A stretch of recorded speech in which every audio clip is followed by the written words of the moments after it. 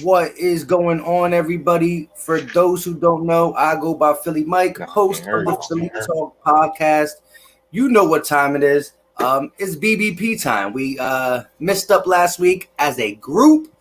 Our guy, Steve Hyder, a.k.a. Gate City Sports channel, was able to get it down for us, and he's going to have some good news about this iTunes, Stitcher, Spotify podcast called the Battlebirds Podcast that is going to be different. What you hear here will not be the same what you hear on there. We do specific topics on, top 10, top of different positions and stuff like that. So we're going to get into that, but go ahead, introduce yourself, even though most of us know us. What's good, everybody? Steve, Gate City Sports Talk. Hey, listen up, guys. So for some of y'all that don't know, if you go over to iTunes, you go over to Stitcher, you go over to Spotify, any of those podcasting apps, and you search the Battlebirds Podcast, you'll find the three amigos there. Here's the deal, guys. We're going to try to release every Monday morning. We're going to try to release content for you guys, all right? There's 2 current episodes up. There will be a 3rd episode that deals with the running back position coming up this Monday, all right?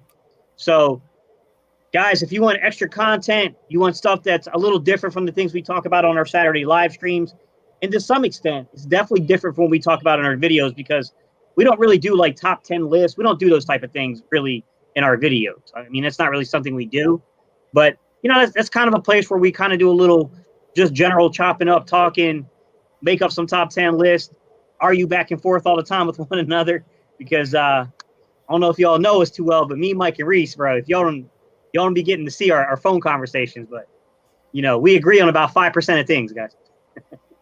Be real. That's facts. Cool Eagle, we appreciate the donation, bro. What's going on, man? How you doing, sir? Yeah, shout out to my guy, Cool Eagle. And listen, my guys, if you haven't checked him out, he hasn't been doing it too long, but he has a Cool Eagle vibe, aka that's his name, with his videos. Comes out with some stats. He got all the analytics sometimes. Sometimes he just gives his opinion. But what's going on, my guy? Appreciate the super chat. Yo, fly, Eagles, fly. Go check him out. It doesn't hurt to just check it out. You can click the button if you want. It's all up to you guys. But yeah, let's say what's up to everybody getting in here. We have everybody from Ethan, Philly Girl Philly, Rock the Artist, Cody Kinefeller, Jalen Williams, BLSG, Vic 3, Tyrese Hayes, Killin, Wyland, Murph the Kenzo.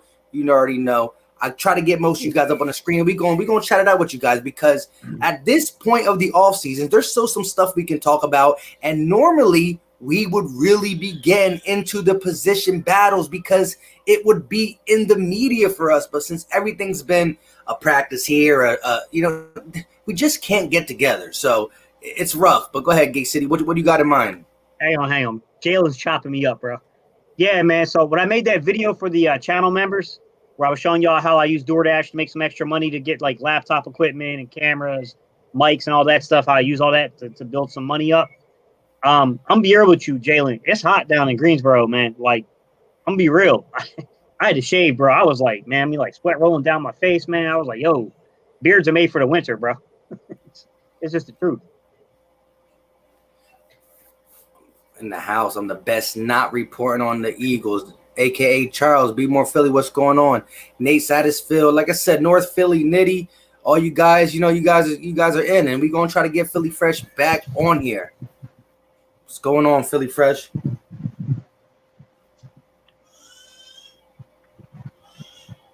So, guys, just so y'all know, Philly Fresh is trying hard to come in here because y'all hear me? Yeah, go ahead.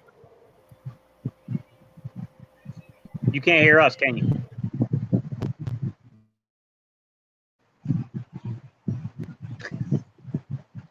All right, guys. So, look, on Philly Fresh's, like the whole entire block, man, went down on him. So he's trying to tether off like his phone. So he's getting all kinds of problems, guys. Like where we can see and hear him, but he's having difficulty hearing us, guys. But he's trying to tough it out for y'all, man. He's trying to make it happen because he wants to be on this today. Yeah, I was just gonna elaborate on that. And for everybody just jumping in, saying stuff like what you missed, we just starting. Like I said, we have not even discussed an ounce of Eagles yet. So if you come in here, we getting some technical difficulties all straightened out. On me and Gate City side, we're good, but like he said, Fresh is having some difficulties, but he's trying his hardest to get in, But go ahead, Gate. What were you gonna say? All right, so first up, for my channel members, all right? I put the content up for you guys. You guys were asking me, we talked about doing some side hustle stuff videos, doing some history videos. Y'all wanted me to use my skills in my previous life as a social studies teacher to do some stuff. So first content's up. Guys, we're going to do those weekly. I think Saturday's a good day to release them just because I don't normally put out a video outside of this live stream on Saturday, so I can release those for the channel members every Saturday. Y'all, watch it. Let me know what you think about it, channel members, and we'll go from there, guys. Today's topic. Yeah. Wait, I wanted to elaborate on something because as I checked out Gate City's channel members, which they are tough stuff, like he said in one of his things, we run a Facebook group called the Battle Birds Podcast. So, how we chop it up here on the screen, feel free to, not one of his things he put in to one of his price tiers. I'm not sure off the top of the head which one it is. We'll talk about that later. But for those who are who are channel members on my page, you guys will be invited to the Battle Birds Podcast. That was not in my initial giveaway, but since we're making it for channel members so we can really go behind the scenes, we can message, if a football game's on, instead of waiting to the game, if a football game's on, instead of waiting to the post game, you could be chopping it up with us at the middle of the first quarter. Like, what are we doing? I believe we haven't had that Facebook group since the season started. This has been something that started in the offseason, but I can just imagine first quarter, second quarter, third quarter of an Eagles football game, that Facebook group is going to be live. It's going to be live. We'll probably have group chats, group messages, everybody in there. So for those who are Philly Talk Podcast channel members, whatever bracket he's at, I'm going to keep it at that same bracket if I have it. And we're going to, make sure, because a couple of you guys probably who are already there who are not in yet. And we'll do some live stream stuff in there too. Hey, Brandon Rogas, I so didn't mean to dish you or anything, man. I definitely saw your post on one of my videos. I did give you guys a listen. Hit me up, DM me, whether it's through Twitter, whether it's through Instagram, Facebook, whatever. Hit me up, private, just send me a DM. And let me know, man. We'll either put you on a live here when we get some time to schedule you, or me or Mike or somebody, we'll come and talk to you guys, whatever, on your podcast. Just hit us up, man. Let us know. Definitely. Shout out to you for the super chat. We definitely going to check you out. I would, like you said, we be on yours, you be on ours. We do a nice collab. We'll get about that. So we'll definitely hit you up on social media and get that started. But now, we did a lot of extra talking about channel members, and shout out to all the channel members who are in here, who are not here. And again, that Battle Birds Podcast, it didn't really hit me when the Eagles game's going. It's going to be live. It's going to be live with all the realists talking football. But let's get into today's topic. What are we talking about, Steve? All right, before we do that, guys, I'm sorry. North Philly Nitty, I just want to shout him out, Mike, if you could pull him up at 823. North Philly Nitty, we appreciate you, man. That's the way you're supposed to stream the Battle Birds Podcast. On the porch with your family, all tuned in on a projector. That's how you do it, bro. 823 North Philly Nitty. Oh, there we go. Me, my wife, friends on the porch, tuned in and watching y'all. I got y'all on projector on the porch. Shout out to Ashley Hitman and me, Frank. And what's up, Fresh? Hey. That's legit. Coming in and out, guys, but he's gonna try to get back in, guys. He's having some issues with everyone on his blocks down. All right, y'all. We delayed y'all long enough. We're almost 8 minutes in. We haven't got to the topic. All right, y'all. Today's topic. Hey, look, the breaking news is that we brought back Vinnie Curry. And I do think we need to have a discussion on what that means, right? Like, why bring back Vinnie Curry? Like, what is the purpose of that? Why are we doing that? I mean, we had a young pass rush, I'm going to kick it off to you, Mike, to start it off with. What do you think that means about signing Vinnie Curry? Do you think that's detrimental to some of the young kids on the back end of the roster? Yeah, it definitely got a bad sign for some of the guys that we think are going to maybe be able to take a step. A lot of people coming out and saying about Josh Sweat, I don't think affects him. I really do think that prior to Vinnie Curry coming back, Josh Sweat was that next guy in. So if they're doing any type of rotation, BG needs a break. Derek Barnett needs a break. Sweat was the next guy, and he still might be the next guy. But I think the question marks come after Sweat. Who's the guy after Sweat? And that's where I think they said, wow, Vinnie Curry, 27 combined tackles, 5 sacks, 12 quarterback hits, and 5 tackles for loss.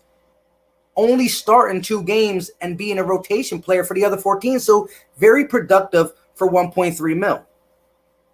So I don't know if you heard this, and some of you in the comments probably are more updated to me because I've been driving like the last 4 days straight. But apparently the Browns put in at least as competitive an offer, if not a better offer, than Philly did. They offered him the ability to play flex, inside, outside, like basically meaning he was going to get more snaps in Cleveland than in Philly. Him being a New Jersey native, being a lifelong Eagles fan, he came back home.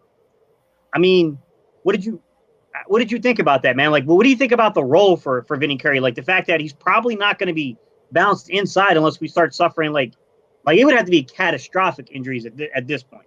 Just the pure depth we have. Like he's going to probably solely play as a DN this year on the outside for the outside pass rush. Like, what do you think, Mike? Do you think that's going to limit possibly the amount of snaps he sees? Do you think that could affect his pressure rate? Who? Vinnie Curry. I don't know. Like I said, I don't believe, again, he's 32? I'm guessing. I know he's up there.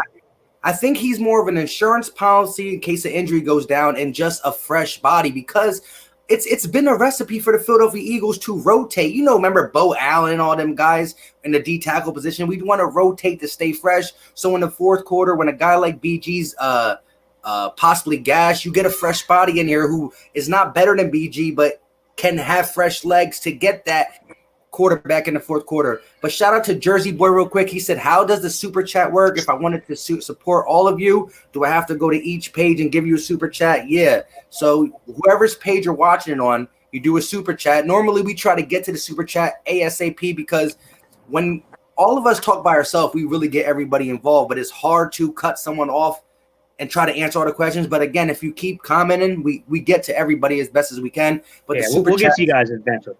Is that Hey, yeah? So can y'all hear me? We good? Y'all we can hear you. Hey, yeah, we can hear you. Can you hear us? I heard you say fresh 3 times in our pig. My bad, y'all. Hey, listen, real fast. I know you're about to go, Gates. Catch me up. But for I don't know if y'all told them. For those that don't know, I don't know what's going on around my neighborhood, but nobody got internet right now.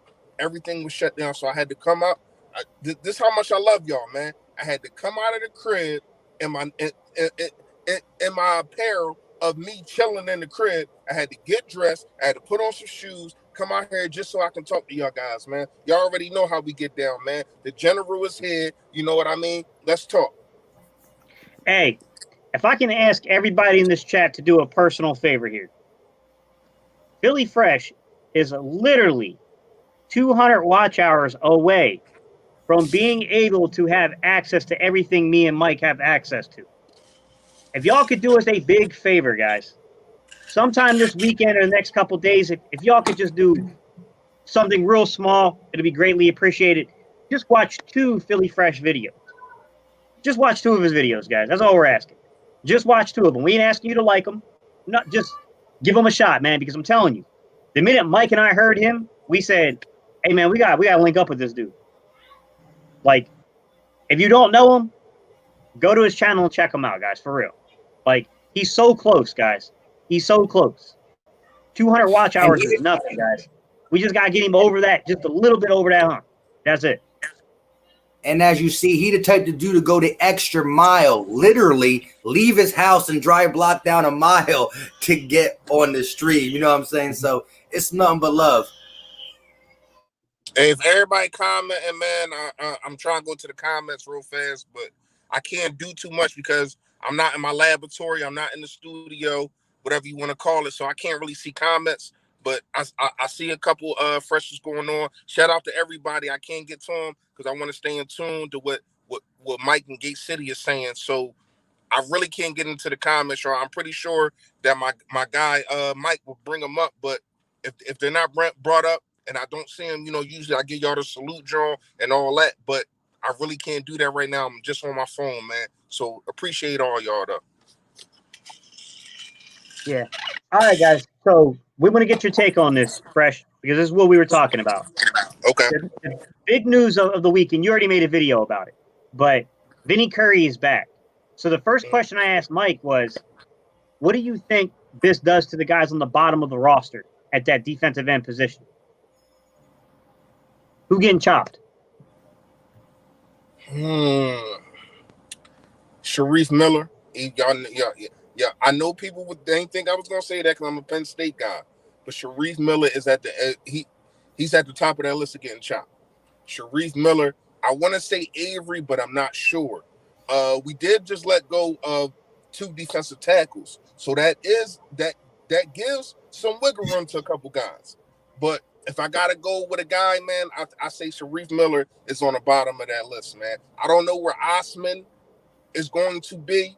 We haven't really seen him. We don't know what he is. Been injured, been on the PUP list, been on the D, whatever you want to call it. So we don't know what this guy is. So probably he's the second guy. But right now, the first guy I think that is off the list is Sharif Miller.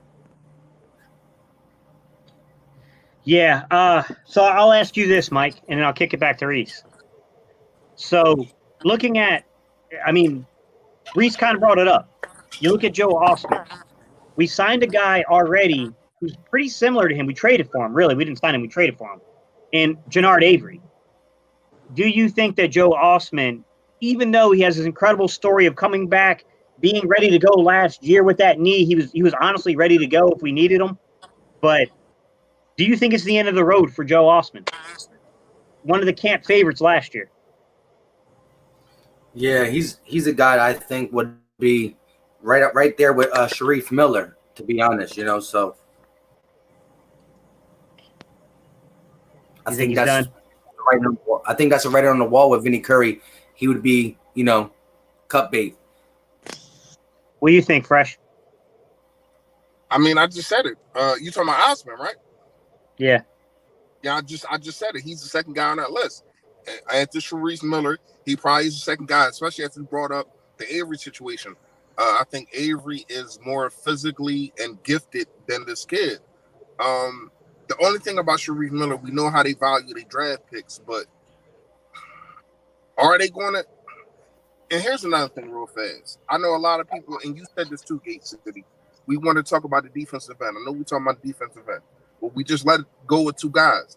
I think Rasul Douglas is on that bubble too. I know we're not talking about cornerback, but I'm just shifting it because maybe it's a guy that we don't think about that's let go, and a guy that we don't really think about is going to stay.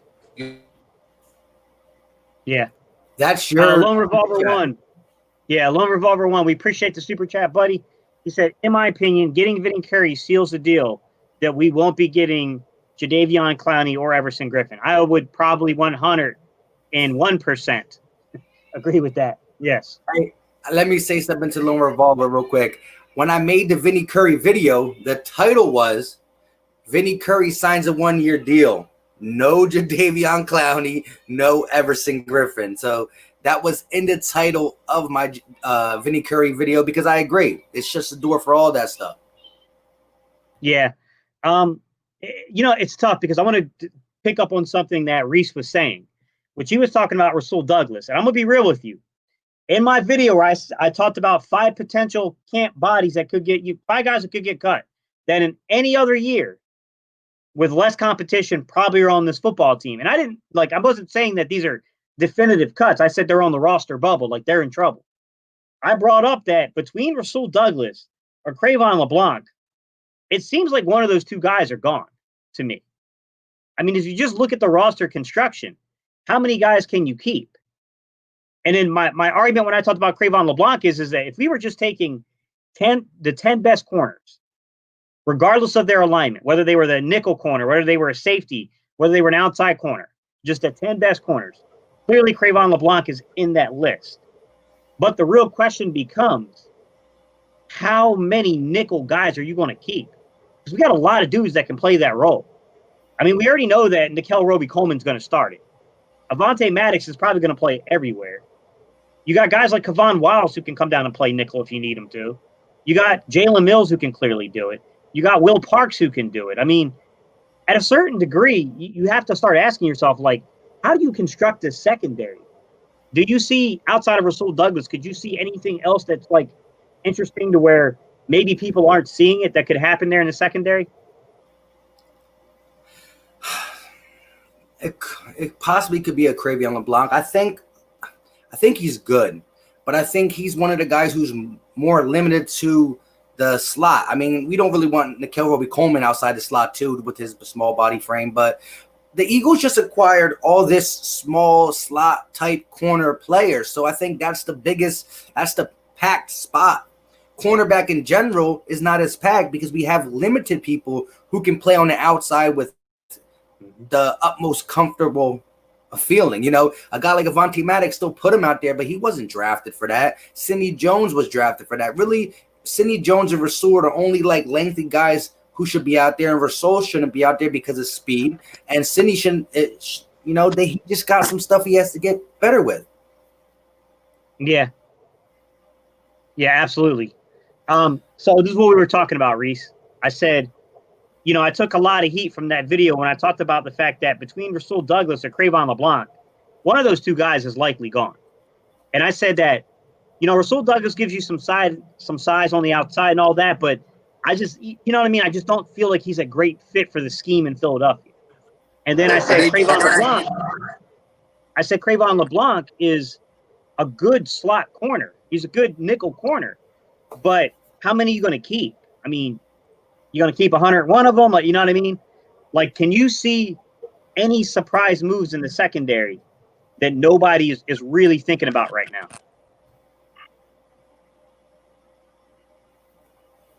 I said it already. Rasul Douglas probably goes.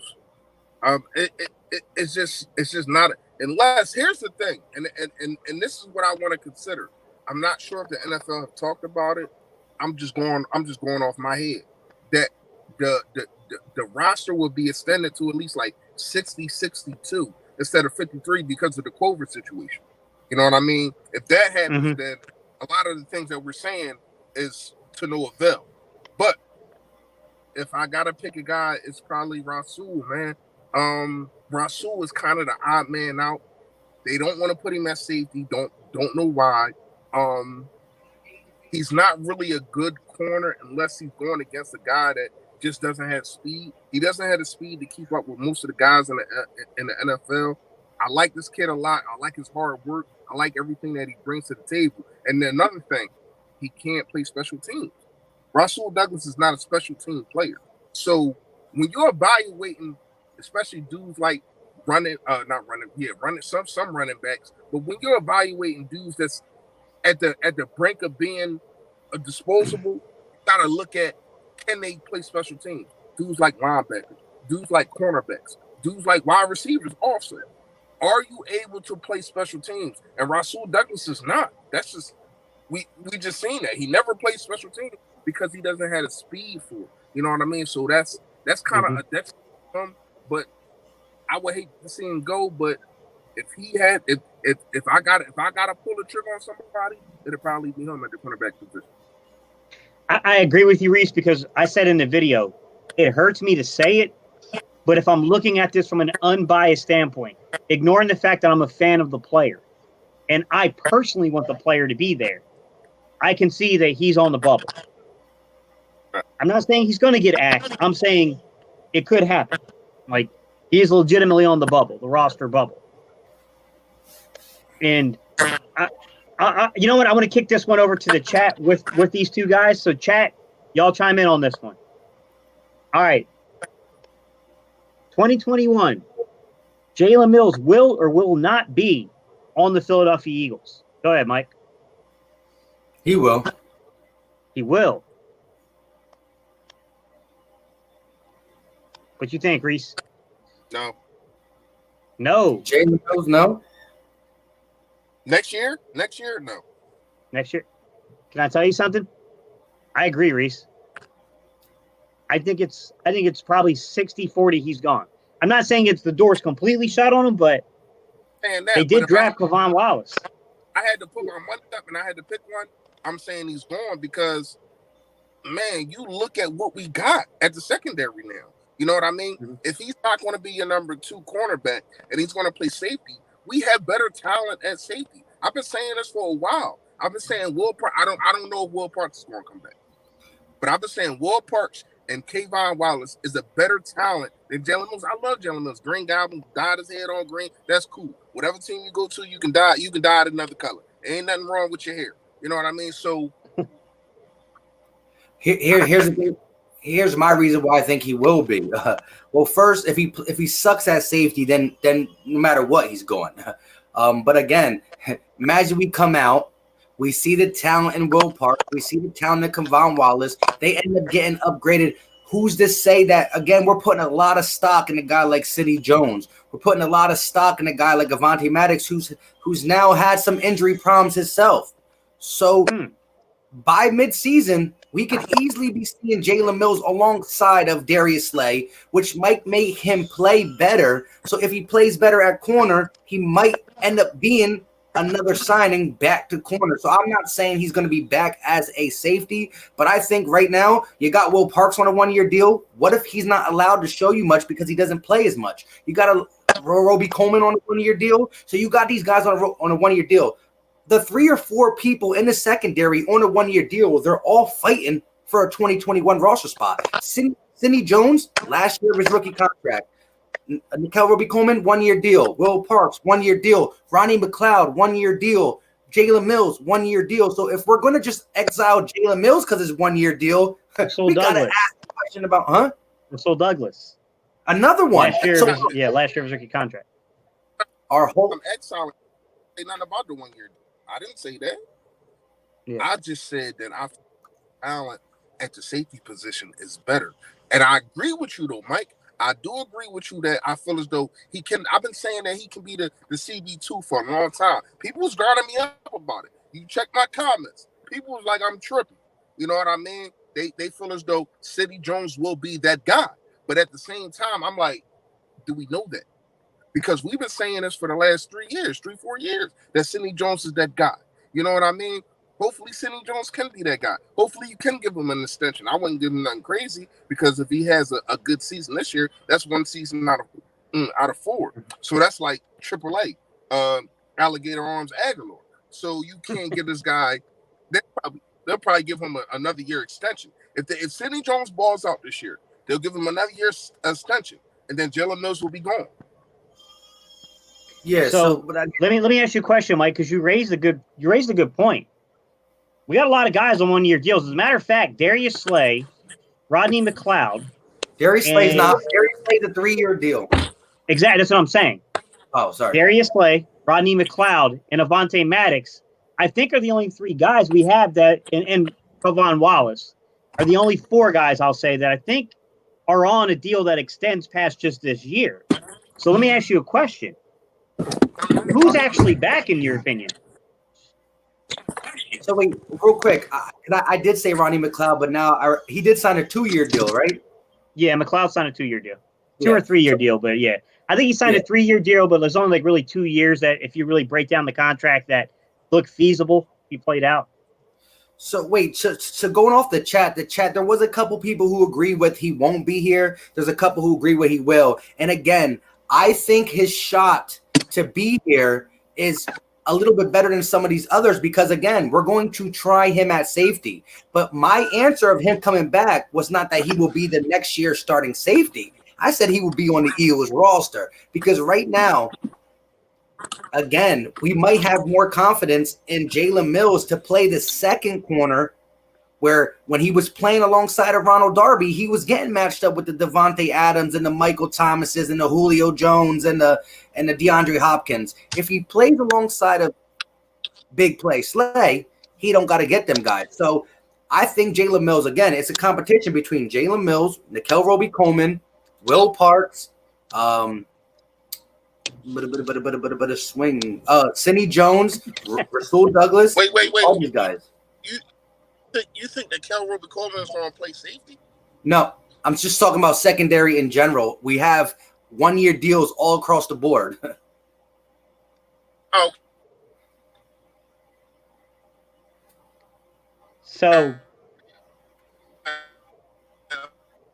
Okay.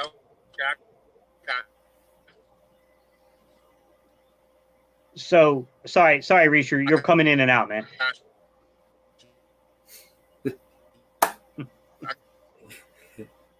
I agree, Chris. So, all right, guys, let me ask you a question, because Vic, be careful, Vic. Vic, you're bordering on Gate City territory with your Wallace and Parks comments. You might be parking on Gate City Lane, bro. I agree.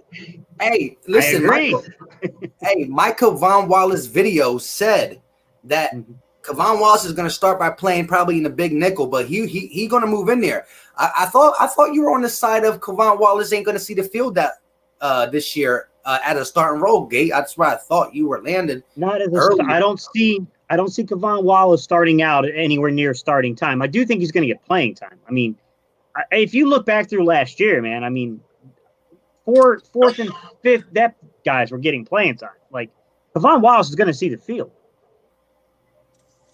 Just not as a starter. I don't think early on. I like what Jalen said. You saying not a starter at all, Gates? Or no, not. No, I think you could see him towards the end of the year getting in. I mean, what you consider starting role, right? To me, if you're in big nickel, even if you don't start the game in big nickel, but 60-70% of your snaps are coming out of big nickel, and Kevon Wallace is playing that, to me, for all intents and purposes, that's starting. You're playing the majority of snaps. Like, that's starting. I think you'll see Kevon Wallace start to get mixed in as time goes on.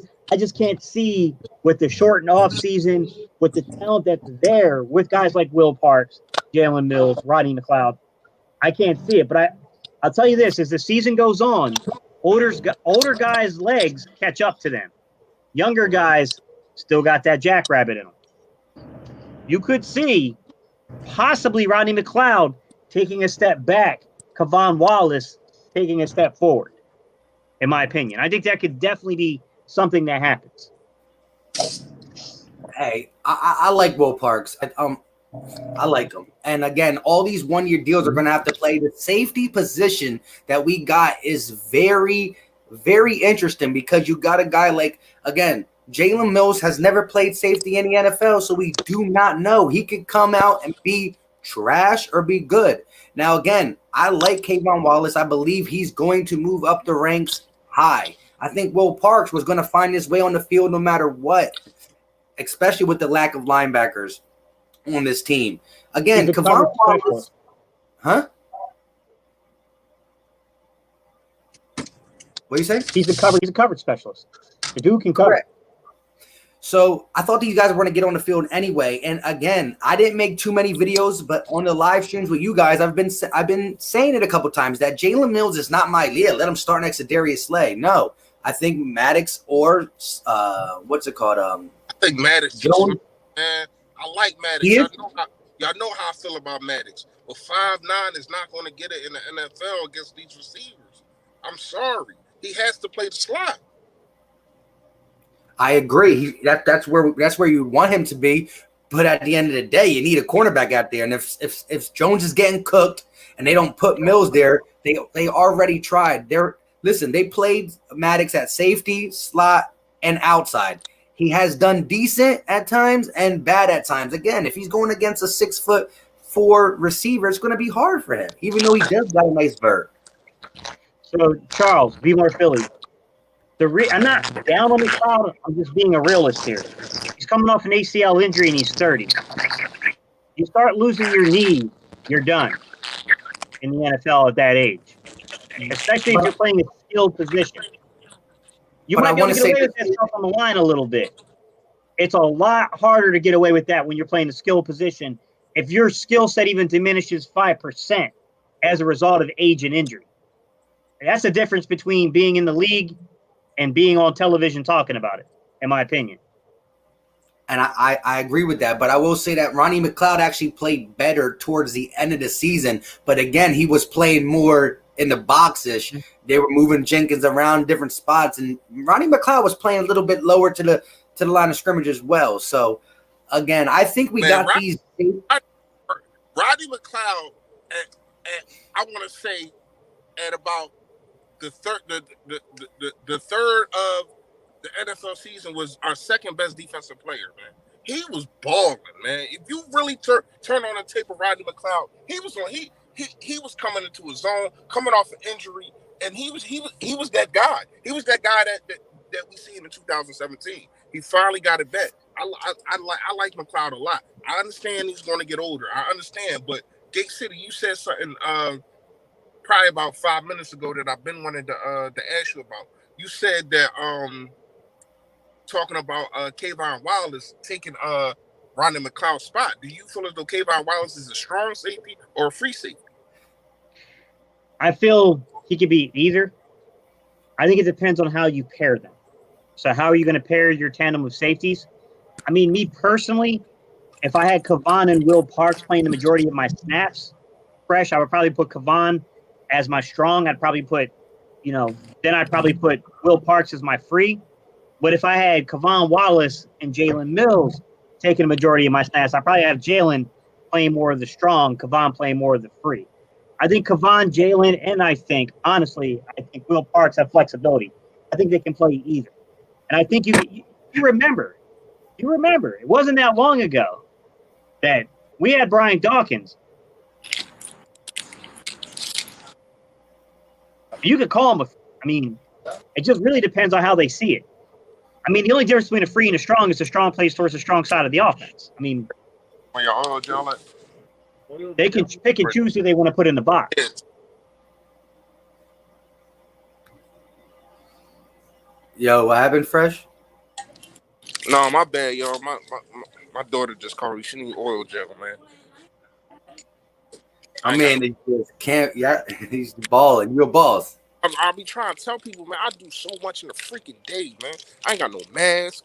I'm in here trying to put my shirt up. Go ahead. I'm just going to listen. I'm going to pause my mic. For all the people that's chopping me up for my at the end of the day, it's always at the end of the day for Philly Fresh. My guy is always on the run. So let me ask you a question, Fresh, while you're kind of walking through. If you can't answer, just hit us back in it when you get free up. No, go ahead. Where do you see him playing? Where do you see him playing at? I see him playing the strong. I see him playing the Michael Jenkins role. I see him being a better, faster, stronger Michael Jenkins. He gonna come in. I mean, he's gonna have his rookie. He's gonna have his rookie slumps, but then I feel as though he's gonna come into his own. I really see this guy, man. I really see this guy being a staple on this defense. I love this kid talent, and I was so surprised that we got him where we got him. I ain't even gonna lie to you, like, man, this kid is talented, man. I mean, we got to see if it's going to transcend to thank you. It's going to transcend to being in the NFL. But when I look at what I see and I look at the tape, man, this kid is dynamic, man. Point blank, period. Yeah. Unfortunately, listen, I'll say this, guys. Take everything the coaching staff says with a grain of salt, because a lot of times it's just not truthful about things. But it did say that they have Jalen Mills playing the Malcolm Jenkins role. I don't know how the coaching staff sees them. You get what I'm saying, Fresh? Like, the way I might view the player could be different from the way Schwartz and Marquand Manuel views the player. Me personally, with Kavon Wallace, I would move him around like a chess piece. I'd have him play in the nickel, the athleticism to hang. I'd have him play free at times. I'd move the kid around like a Swiss Army knife because I think the kid is that kind of talent. Yeah, you definitely want to get like trying to project, man. When you try to project the future, where do you guys project us in 2021? Like, who's here in the safety room for you guys? Again, Kavon Wallace is going to be here.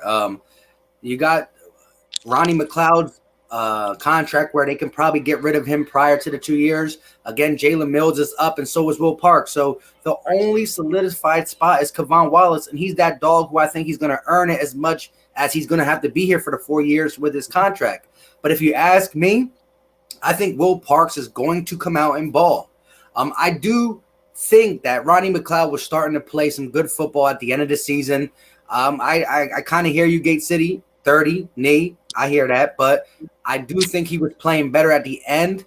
And again, Jalen Mills has the luxury that our second cornerback spot is so bad that he might just make the team over there and be an upgrade. Who knows? Because we never seen Green Goblin always get the second best receiver. So he has different ways. But if you're asking me, do I think Jalen Mills is automatically going to be able to beat out a Will Parks, a Ronnie McLeod, and a Kevon Wallace for safety? I can't say that confidently because I haven't seen Mills play. Do I think he can transition to it, but I'm not certain. I know what I'm getting from these guys at the safety position. How about you? Yeah, man. I ain't gonna say that Jalen Mills he did play a lot of the number twos because they wanted to put Ronald Darby on number ones all the time because they felt as though he was a number one. So I really can't forget that. They stayed on the same sides. They never moved. He was our number one. He was on a depth chart at number one, but Darby played one side for the whole game. Yeah, I understand that. But what Fresh is going to be in the ER for the next 2 weeks. Shut up, man. Hey, listen, I can't fast, man. My daughter called me. She said her tooth missing, her tooth hurting, man. Daddy roll. But anyway, real fast. All right, man, y'all go. Real fast. Yeah, I feel as though that who's going to be here next year, we already know Kevon Wallace is going to be here. I feel as though Will Parks balls, I feel as though he can be here next year. Rodney McLeod will be here next year. So how many safeties do you really need? I feel as though they would be the three safeties that's here. I feel as though Jalen Mills, because he's put at the safety position, if he stays here, is the odd man out. My personal opinion.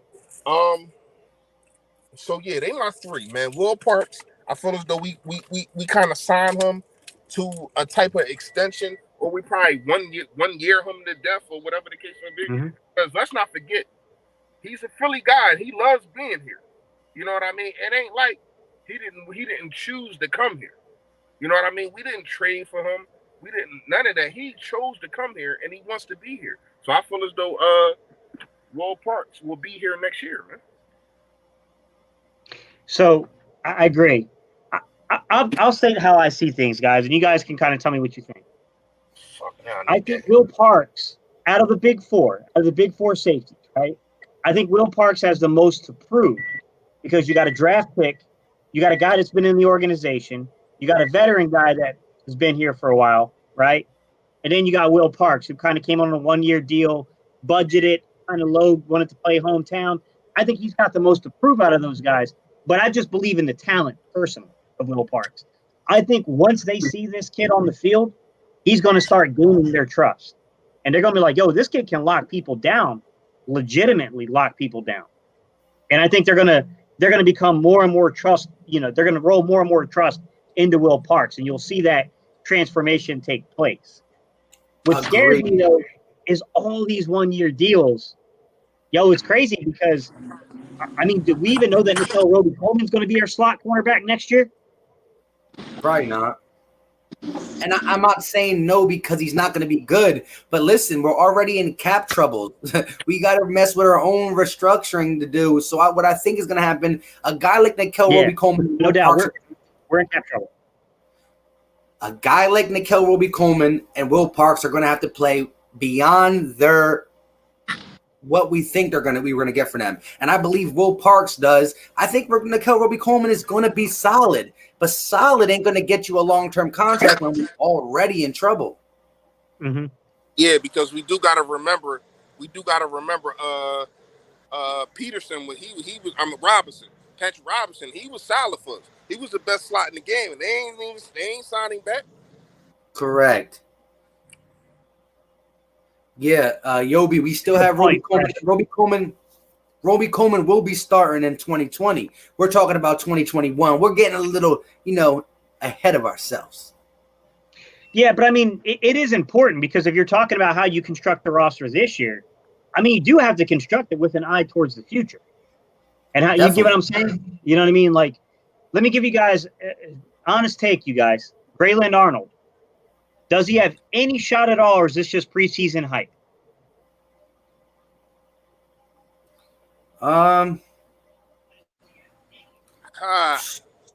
That's tough. It's going. This is what I'm gonna say real fast. It's gonna take a while, man. I ain't even gonna lie to you. It's not like this guy is just gonna come on the scene and be a contributor from the rip. He's gonna have to put his work in. He's gonna have to put his due diligence in. And sorry to say it, it might take an injury or two for him to touch the field. We already know how people feel about. See, Corey Clement, he was kind of one of the guys that didn't get drafted and was able to get a lot of minutes because he showed that he deserved it.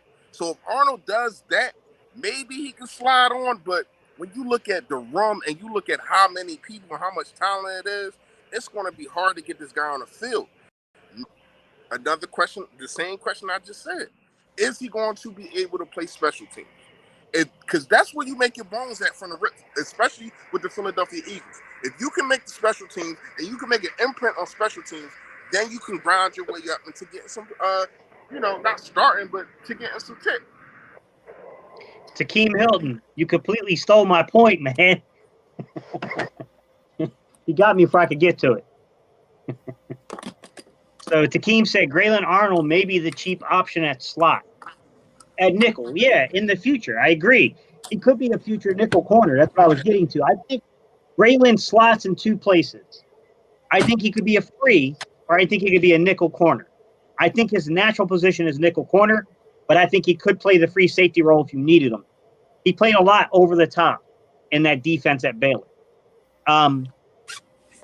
My question is, you got 16-man practice squads this year.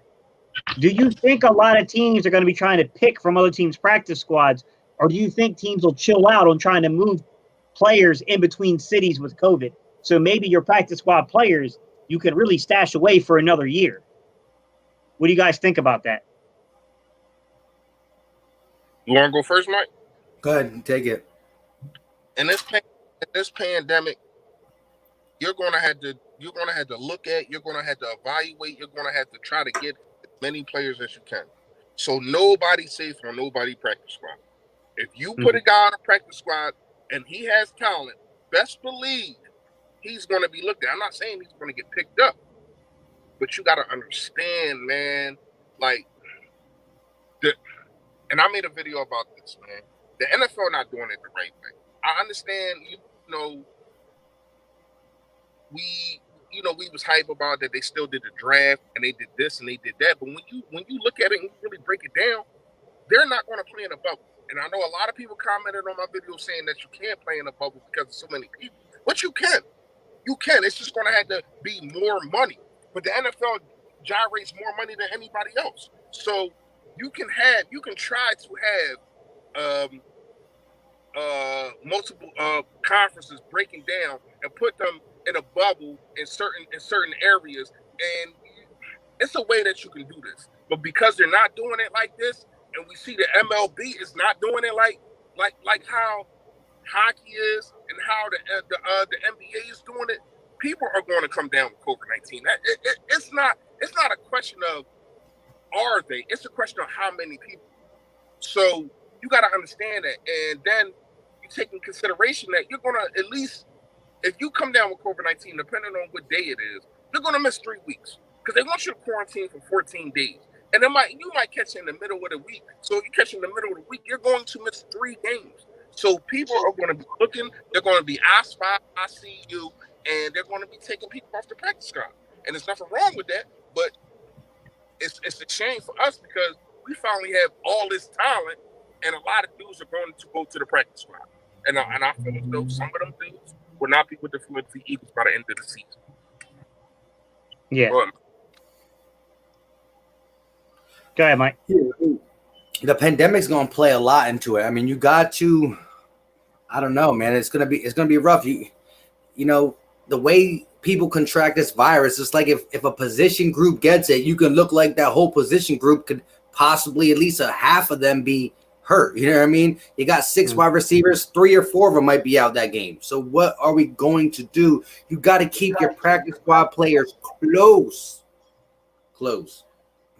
See, this is why I think it could impact them. Just this is a made-up scenario, guys, but I could see this happening to somebody. You get desperate. You look at another team. You look at their practice squad. You say, hey, I'm going to sign this guy off their practice squad to the active roster, right? You bring them in. You take that thermometer. You put it to their head, and they read a fever. You are so screwed, it's not funny. But wait, are they going to put in clause about that real fast, Gates? That I'll let you keep going. Are they going to put a clause about that? Like the guy has to clear before you can actually take him off something. You know what I mean? Like they're going to put in things like that, because one thing I can say about the league, they ain't stupid. You know what I mean? And because you brought up that point, that is a great point. But are they already thinking about that? You know what I mean? Yeah, so I don't know how they would do that, Reese, because when I don't know, to be honest, but when they have to put that in the CBA, the one I know it hasn't been finalized yet. It hasn't been finalized yet, I don't think. But I'm curious. I mean, maybe they have already put stipulations like that in. I'm not going to sit there and pretend like I've read every word of the CBA. Like, I'm not going to. I'll scan it. That joint is literally 17 pages long. I'm not reading that. Exactly. But, I mean, that could be a real concern for a team. I mean, not only, what if it's a Wednesday? You go to sign this kid, even if you don't get hampered with the fact that now you got this kid that might count against your roster that you got to put in the COVID process. But even if you got, like they're like, the league's like, no, we're not going to do that to teams. Like, we're going to use common sense here and say, like, they got to pass like the basic COVID stuff before we allow that transaction to go through. But, if you spent a whole day or 2 days on this kid, trying to get this kid into your facilities, and he can't pass the COVID test, you know what I mean? Like, now would you know what I mean? Like, now you're really up against it for trying to get these kids into your facility, tested, completed, and I think there's a cutoff date for how soon you have to have these guys cleared. I think they have to, you know what I mean, to be eligible to play that week. Right. I think it could be a real big disaster if you're not careful. Yeah, one thing that goes wrong, you can be playing. It's gonna be rough. These guys are gonna have to jump through hoops to stay on the right side of things. And I believe they set a stat. What was it like? I guess total out of all the players, it was like 56 people contracted it. So it was like what? I forgot what percent it was of the people of the NFL, but it wasn't big. I guess they were happy with it. But again, like, Matthew Stafford got it, didn't he? He had it for a little bit. So like starting quarterbacks, so. And again, position groups. You see when Rudy Gobert started his whole thing for the NBA, he got it, and then a couple Jazz people got it. So it's not like one person gets it. The position groups stay too close. Everybody got to keep their distance because it's going to come down. Teams are going to lose games because of that. You know what I mean? They're going to really lose games because of it. It's going to be a whole crazy scenario. And like the NBA got that bubble. The bubble's really going to do justice. As long as nobody goes out, it's not going to get in. I mean, it's, you got Lou Will and stuff like that. But what did they do? And what did they do to Lou Will? They put him out for 10 games or 10 days. They quarantine them. They are being safe. They are protecting their players and the staff of the NBA. I don't feel as though the NFL is doing that right now. That's why you got guys like OBJ talking. Of course, he didn't opt out. He's still going to play. But that's why you got dudes like Goodwin opting out, because the NFL is not protecting their players. They just talking about getting this money. And I'm going to tell you what it really is. They're banking on this vaccine. That's really what is going on. They're gambling, they're rolling the dice, and they're trying to see if this vaccine is going to come out, which I think is already done, but that's neither here nor there. But they're trying to see if this vaccine is going to come out, and that's not a good plan. That's not a good plan. You're not protecting your players, you're not protecting your staff, and you're not protecting their families because you're not making a bubble. I understand it's like, all right, well, the NBA only got a bubble for this certain amount of time, and the NHL only got a bubble for this certain amount of time. We're asking guys to be in the bubble for about 4, 5, 6 months. I understand that, but at the same time, that's their choice.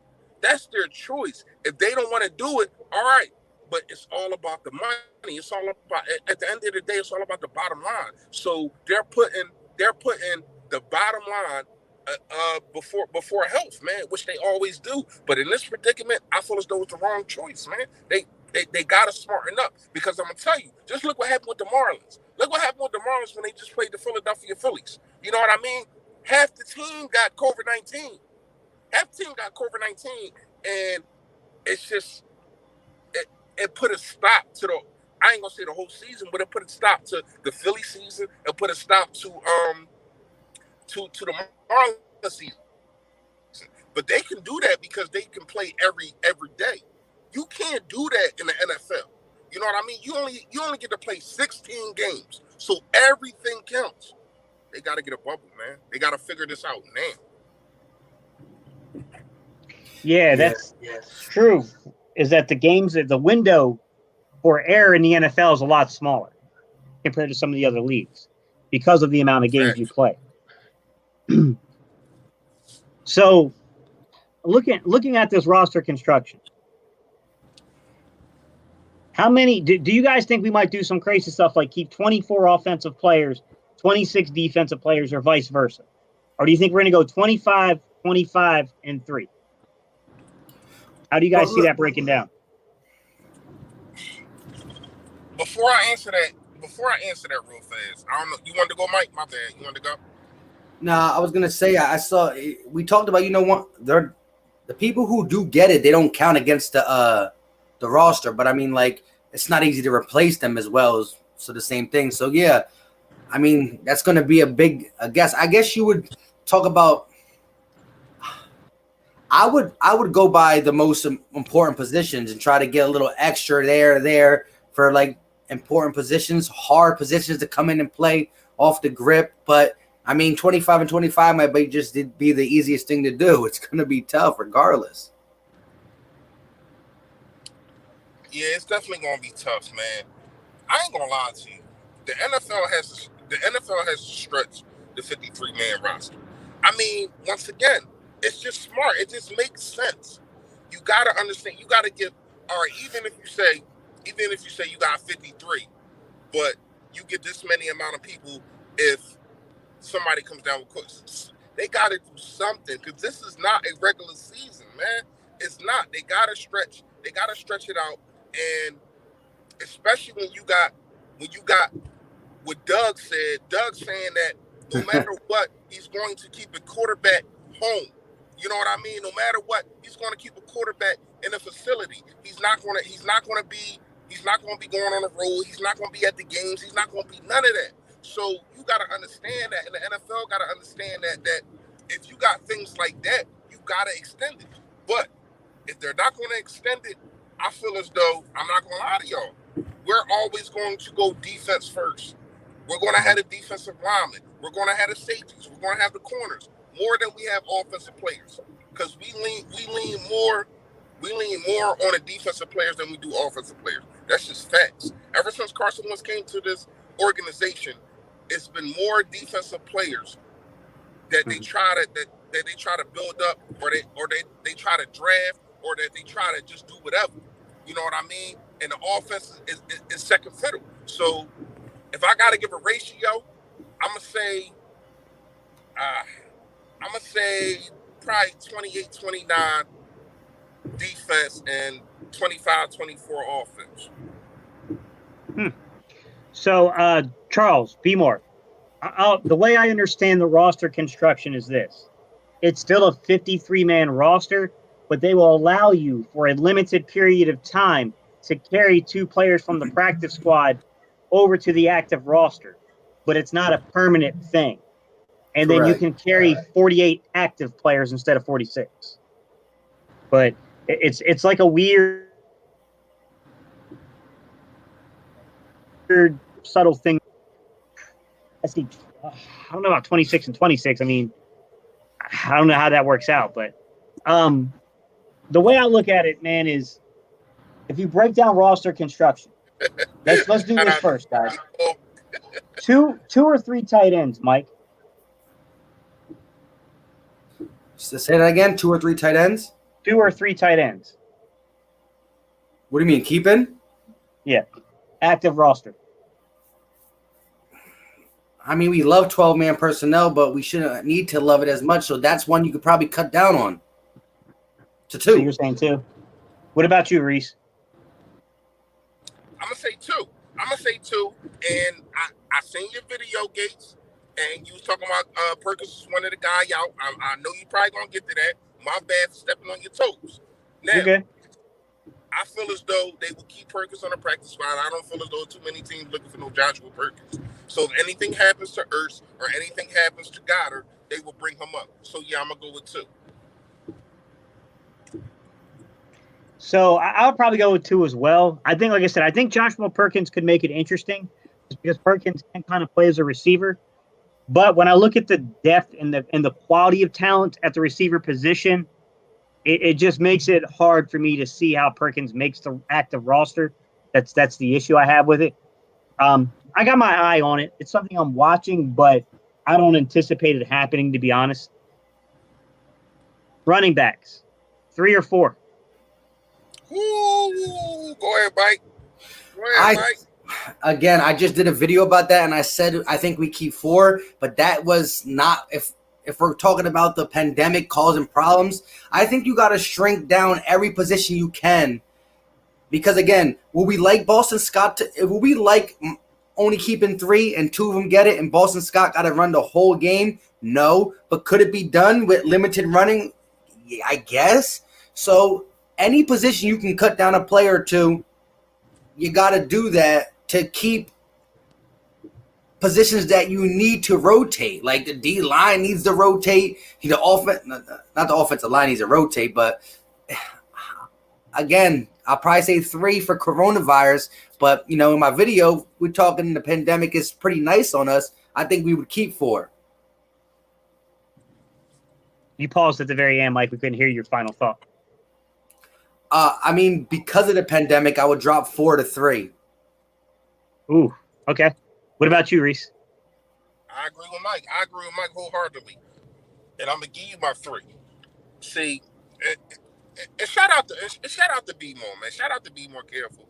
Me and him, we have conversations after I put up a video, whatever to get, or we just have, genuine conversations about life, man. That's my guy, right? And me and him was discussing Boston Scott. A lot of people don't feel how I feel about Boston Scott. I feel as though Boston Scott can be your power back. I understand. Whoa, hold up, Fresh. I shouted you out in my video about that today. I was like, shout out to A. I ain't see it yet, Mike. My bad. I ain't see it. You good.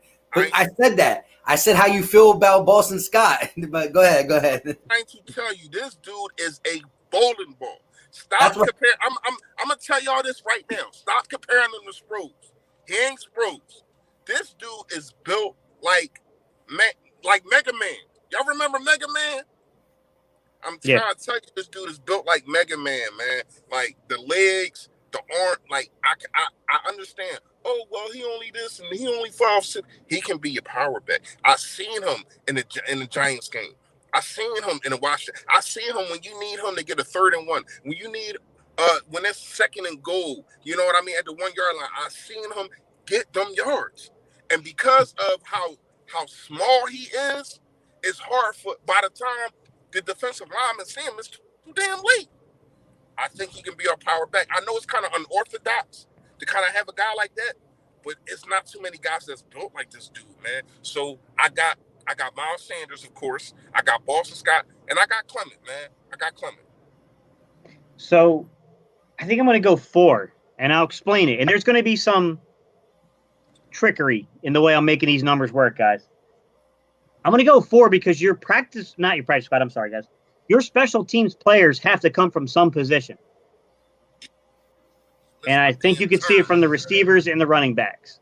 I think they're going to play a role.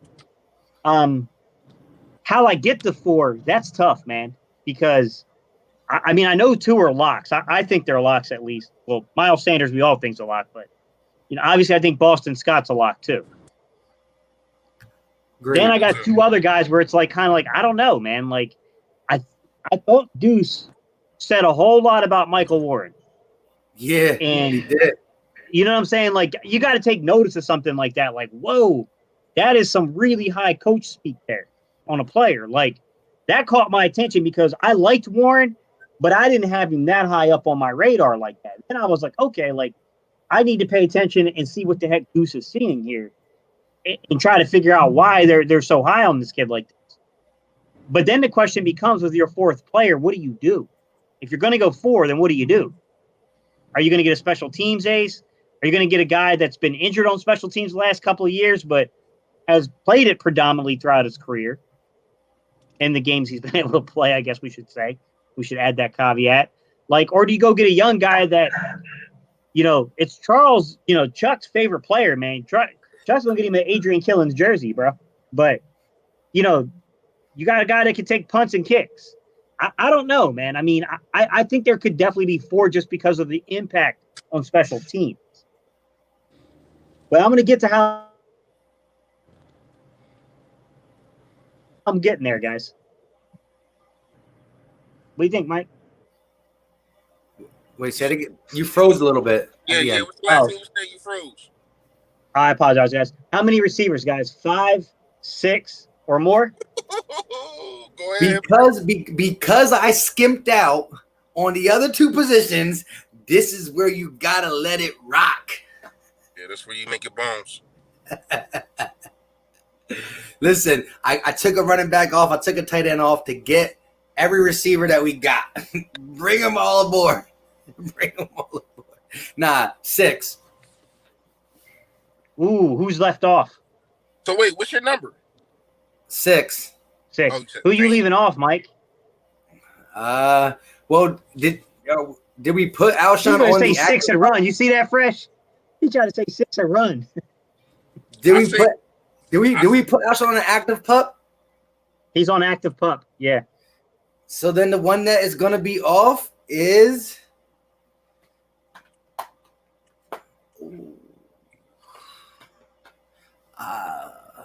dang, I'm gonna have to just say my man Greg Ward, I guess. Dang.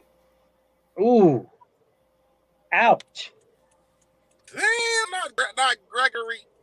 Listen, I don't think I can't judge Whiteside on the first thing. Maybe I would get him off, but I just don't think the Eagles would.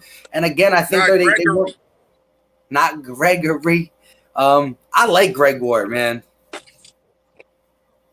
I do too. So go ahead. How many receivers you got? The competition he was going against too. Who knows? Hold up, wait. Matter of fact, what about you? Sorry, go ahead, Mike. My bad, man. No, I'm saying, listen, I skimped out on the tight end position. I even skimped out on the running back position. I'm taking all 7. Give me that. All right, he's gonna take all 7. What about you, Reese? He froze. Oh, he did. All right. While Reese gets jump back in, guys, I'll explain where I'm going. You already know I'm going 2 tight ends, 4 running backs, 7 receivers. I'm putting Alshon on the active pup because if I'm not going to put him on the active pup, that means he's not going to be back by week 6 until like week 6 or 8. All right. So I'm going to say he's probably active pup. That's 7 guys right there. All right. I know some of y'all are probably already doing the math, right? You guys are going, woo, Gate, that's like 13 players already. Just hang in there. I'm going to tell you how I'm going to make this work out. We're still waiting on Reese. All right. We'll keep. So wait, Mike, who do you got starting at receiver? While we're waiting on Reese to jump in to answer this, who do you got starting at receiver? Rager, D-Jax, and the guy I was going to kick off, Greg Ward. Greg Ward. In 11 man, this is how I have it. And I know people aren't going to like this. JJ's going to probably be your X. I know you're going to say that. You know what I mean? Your slot's probably going to be Greg Ward Jr., and your Z to start is going to be D-Jax. And I think Rager's the guy that's going to get a lot of snaps, but I think Rager's going to play all over the place. I think they're going to have this kid lined up like a running back. I think you'll see this kid on jet sweeps and jet motions. I think this kid will play the slot. Sometimes he'll play the X. He's going to play the Z for teammates. I was hoping Reese could jump in before we got there. All right, guys, we're going to come back to Reese when he gets in for his 7 wide receivers. Quarterbacks, Mike. How many quarterbacks you keeping on the active roster? I mean, we got a quarterback factory, right? So it should be the highest one, you know? I'm just kidding. 3. 3. All right. With and as long as I got Greg Ward Jr. there, I got a extra backup guy just in case. You know what I mean? I'm going to go 2. And I'm going to explain why. It's trickery in numbers, guys. I think you go 2 because I think you're going to carry your third quarterback. Wait. And your 2 is going to be Nate Sudfeld and Carson Wentz? Yeah, it's going to be Jalen Hurts and Carson. It's going to be Hurts and Carson. I think that Nate Sudfeld, unless Nate Sudfeld balls out and shows that like he's a dude that can legitimately step in, I think he's going to be cut back. I just do. Like, I'm not saying that Nate Sudfeld is worse than Jalen Hurts this season. Like, no, Nate Sudfeld's going to be more polished in the pocket. But you spent a 2nd-round pick on Jalen Hurts. You know what I mean? Like, I think you're going to take a guy like Kyle Laletta or another player, and you're going to stay on the practice squad for a break in case of emergency type situation. I'm back. All right, I'm going to stop here, guys, and we'll come back to this conversation. But, hey, Fresh, we want to get what did you say for a season? What I say for what you blanked How out? many? Oh. I'm gonna go 6'2", and I kind of gotta agree with Mike. It's probably going to be Greg Ward. I like Greg Ward a lot, but he's probably the man out, man. If I had to pick, man, because of the production, but I'm not going to give up on the guy. But I need to see more. But I feel as though if you put JJ on a practice squad, he's going to get snatched up because I feel as though he has talent. He has more talent than Greg Ward, but we just seen Greg Ward do more. And here's my little daughter that's a Dallas fan. Y'all, I want everybody in the comments to grind her up. Oh, come here. You know what? No, don't come here. Your hair look crazy. Get out of here. But anyway, that's my pick. I want to ask y'all this real fast. I don't know what y'all was talking about. I don't know what just happened. I was in the woods, kind of. My wife, she live in the woods, man. How do y'all feel about Brandon Brooks being on the active pup list? Why you just don't Unexpected. Shut him down. Unexpected, because I don't think he's back before the end of the season. So, Takeem, I want to dispel something. Alshon Jeffrey was placed on the active pup, not the reserve pup. So he does count against the 53-man roster. Yeah, he's an active pup, not reserve. But so does Brooks. I'm trying to figure that out. Like, why? Yeah. I don't think there's any way possible Reese he plays. No way he plays before the playoffs. Like, that's got to be like superhuman. And that's what I'm saying. And then you look at the weight. Then he got to put the weight back on. Man, I don't agree with that, man. I just wanted to know how y'all felt about that. Mm-hmm. Yeah, no, right. That shocked the crap out of me. Yeah, that's wild. This guy, what do you think? He's Superman? I know this guy's doing jujitsu and doing this stuff, and he's probably next to Aaron Donald, the most rippest lineman on the offense or defensive side of the ball. But Dak before the playoffs, that would be. Yeah, I really don't understand that. Wild. Hello? So I want to get your take on this, Mike. I said I was going to go 2 quarterbacks with one carried on the practice squad. What do you think? What do you think the pros and the cons are to that? On the kitchen, my bad, y'all. You're good. There's a legit chance. Well, Hurts is pretty sturdy, but you wouldn't want both your quarterbacks to go down. But you heard, so they were talking about isolating one quarterback away from everybody. If you put him on the active roster, you can't do that. You know what I'm saying? If you put him practice squad. How couldn't you just isolate him if you wanted to? You could keep him away from the quarterbacks. What you gonna do? Keep him in the kitchen while everybody out there practicing? No, I think they wanted to isolate him from the quarterback. So if the quarterback room got sick, No. They want to isolate him from everybody, Mike. He can't be. He can't be the team. Period. That don't make no sense. Outside the quarterback. Yeah, that's rough. Their thing is to try to make sure that he doesn't come in contact with anybody. So if somebody does get it, he won't be one of them guys. So say our quarterback number 1 and quarterback number 2 get it. Now we have a guy that can come in. You know what I mean? And Steve, I'm sorry, the TV was loud. I didn't really hear what you was asking. Was you asking what guy would you want that to be? So no. So when I was doing my numbers, right, I said 2 tight ends, 4 running backs, 7 receivers. And I said, I'm going to show you guys how I'm going to make this math work. 2 quarterbacks, with my 3rd quarterback being on the practice squad, so I can isolate him away from everybody.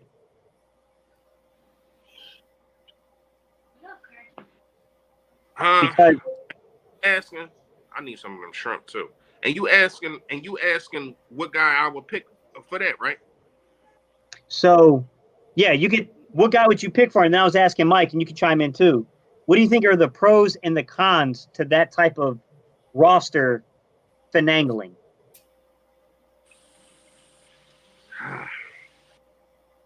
All right, the pros is obviously you're going to probably have a healthy quarterback. The cons is who is he going to practice with? Exactly. Who is he going to throw the ball to? Who is he going to take snaps from? Who is going to be coaching him? You know what I mean? It just when you say it and you just think about it, it's like, all right, cool. But then when you break it down, it's like it's kind of stupid. You know what I mean? Because even though this guy might be healthy, what experience does he have? So you have to have a veteran guy. You have to have a veteran guy that knows the system and can just jump in and be your guy. You can't have it. Got to be Nate Sudfeld, even though it got to be Nate Sudfeld because he knows the system. He knows his coaches. He knows what they expect from him. It got to be Nate Sudfeld. It can't be Jalen Hurts. And it can't be the other guy. What's the other guy named Gates? I always mess his name up. Kyle Luletta. Yeah, Kyle.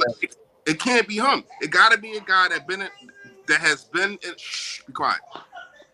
It has to be a guy that been in this situation and been in this in this program for a while. Yep. It's got to be Nate. But here's the thing. Like I said, so I heard about the isolation and stuff, but they talk about really again. I don't see why you can't keep them on the roster and keep them isolated from the room because odds are if multiple people break out with it, it's people that stay together. So like a group or a room or friends, somebody who really, I don't know, but I mean, you got to have your quarterback taking reps with some type of team. So my understanding, Mike, is they want to keep them away from everybody. Like they want them to be in straight up like isolation, like away from everyone. So what I was thinking is, technically on your practice squad, I think you can pay whatever you want to a practice squad player. I don't think there's a max on that contract. So you can basically tell a player, like, look, we're going to put you on the practice squad, but in reality, you're going to get your full contract. We're just shelving you away in case all crap breaks loose, and we got to get you up in here into this building. We need a healthy quarterback. Fast, Gay City. My daughter wants. Hi. Hey. How you doing? Stay fresh. You already know. But yeah, I agree with you. What? I agree with you, Steve. There you go. Jalen Williams got a little nice take for you, Gate. It's better than Nate Sudfeld. How do we know I that? don't know about that. I don't know about that, man. Nate's better in the pocket. I mean, Nate's been in the system longer. I would probably look. It comes down to if you put Nate Sudfeld on the practice squad, might somebody else try to offer a bigger contract and snatch him up and put him on the active? That's a possibility. I don't think you're going to face that with Kyle Luletta. That would be the positives of putting Kyle Luletta there. But it's going to get kind of difficult to shape it. Takeem, Sudfeld is actually practice squad eligible because he was injured for most of last year. So he really wasn't even on the active roster for most of the season. I don't believe. Right. Everybody said hi too. I know they said hi back to you, weirdo. Go ahead. But yeah, so I mean, again, this is going to be the most awkward season. Like, could you imagine beating a team that end up getting the Marlins type hit and you just like playing against X, Y, Z, question mark, and you're just like, I'll take the dub, and vice versa. That happens to us.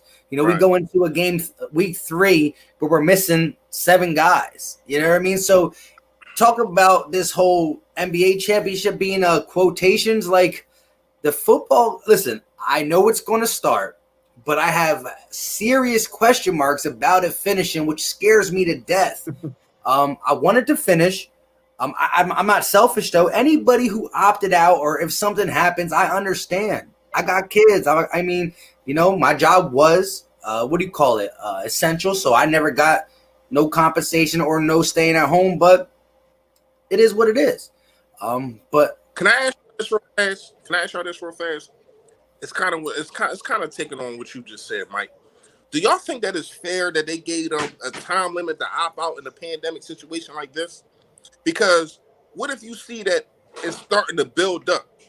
You know what I mean? And people is getting it left and right, or whatever the case may be. And now you like, oh, I thought y'all was going to protect us better. You know what I mean? And now they're not being protected better. It's like, man, I'm trying to opt out. But then you know what I mean? I don't think that's fair. I felt as though, can one of y'all make me a plate? No, because I got that thing. Yeah. I feel as though make me a plate. Huh? Yeah, it's funny. He was like, when y'all make me a plate? Yeah, I need a plate, man. These shrimps are scrumptious. But Grimps. I feel as though it's not fair, man, because you know what, like you don't give everybody an opportunity to be able to stay healthy. Because if I feel as though half my team gets it, now what? You know what I mean? I understand. All right, you want to quarantine them guys, but it's not like they making a bubble. These dudes going back to their family, and that's one of the biggest reasons why I want to. All right, throw it away. And that's one of the biggest reasons why I wanted to make sure that they made a bubble is because of the people's family. If you ask these guys to be around 60 guys, 70 guys, 80 guys, including the staff, and then go back to their families, that's not fair. To say that they can't opt out if somebody comes down with it. What somebody will. You know what I mean? Yeah, I wanted to say something. Like I said, again, the only talk you can have was with you and your significant other, if you have one, and your kids, and yourself, and your family. So that's a conversation that you can have in the time frame that they gave them. But under the circumstances of being, we're going to try to be very safe. But as Fresh is saying, if week 3, week 2, a third of the NFL got it, now circumstances, the terms that I agreed on have changed drastically. And so with that being said, at the end of the day, I'm out. It's like, So, Charles. So I don't know how long he was out for, but he was out for a while because he broke his wrist, Charles. The other thing is he's eligible. He's eligible for the practice squad, guys. According to Pro Football Reference, I'm using them. He only played in 2 games last year and 1 game the year prior. So he's completely eligible for practice squad. He didn't go anywhere near that 6-game threshold. In terms of when he came back, Charles, I don't know, man. But he broke his wrist on the preseason opener. He was down for a minute. Hey, Jane Pio, hold on. Go back to that, Joe. Jane Pio, my bad. I'll be calling you Pio because Mike started it, but I know it's Pio. Hey, Gene, real fast. I'm going to tell you why it's not fair. It's not fair because you're asked to, I don't know what you do at your job, right? But you are asked to be around and have contact with 50 guys, and then another 10, 12 guys from another team. That's what I'm saying. I'm not saying that, all right, they signed up for this, but what I'm saying is not fair that they not be able to sign out of it. I'm not saying that they're not fair because they don't need to, all right, they going to work. But at the end of the day, they should be able to like Pio, real fast. Your job, right? Whatever your job is, if you don't feel like going to work, you have the opportunity not to go to work and get unemployment.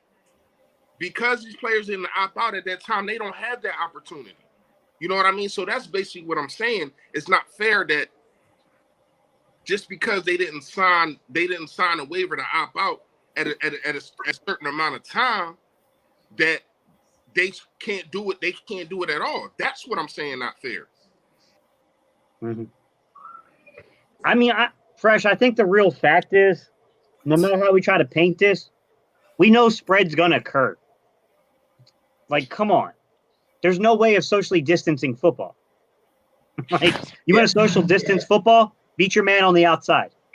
Like, that's how you socially distance. Yeah. Listen. Rasul Douglas be socially distant away from the receiver on go routes. He be socially distancing. Rasul Douglas has been ready for this for like 2 years. Hey, shout out to you, Gene, Pio. But yeah, so say hey. Hi.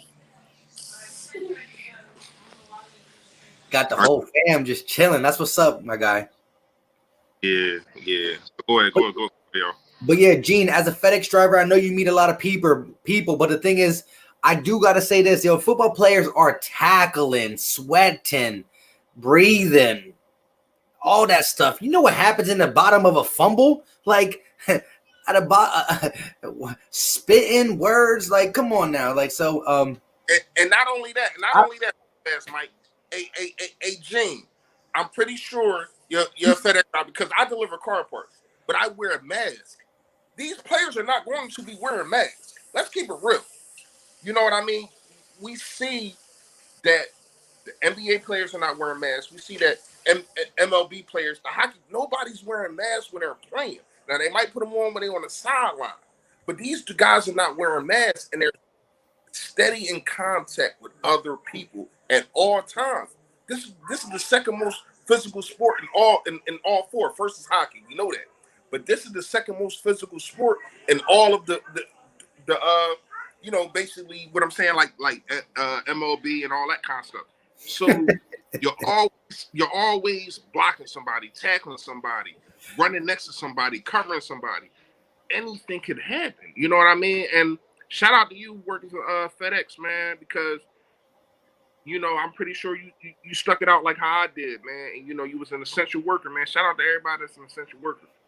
Hey, go ahead. No, I was just going to co-sign that. Go ahead. I thought you were good. No, but what I'm saying is NFL is not essential. We make it essential because that's one.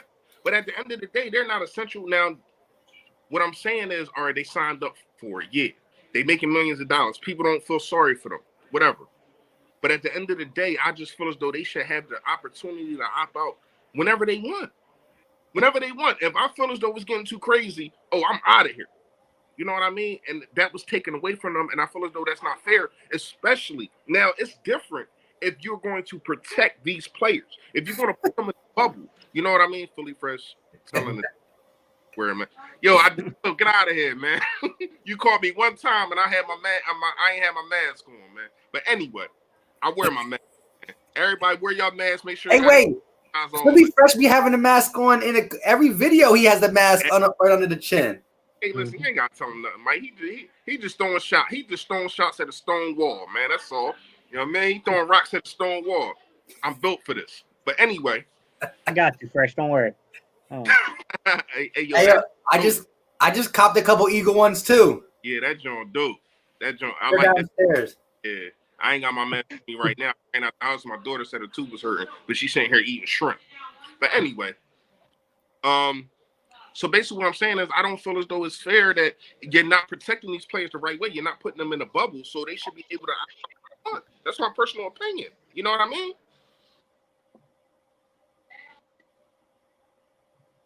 Yeah. It's tough, man. I mean, the whole process is tough. They extended the deadline to give them a little more time to opt out, but that's not an easy decision to make as a player. It's really not. Yo, you heard about Tre'Davious White? This man, I heard he got bullied. Yo, he was thinking about opting out, and Bills fans were letting him have it, which is disrespectful. He said he's gonna play now. I don't know. I didn't fully research that thing, but I know he was thinking about opting out, and I don't think he did.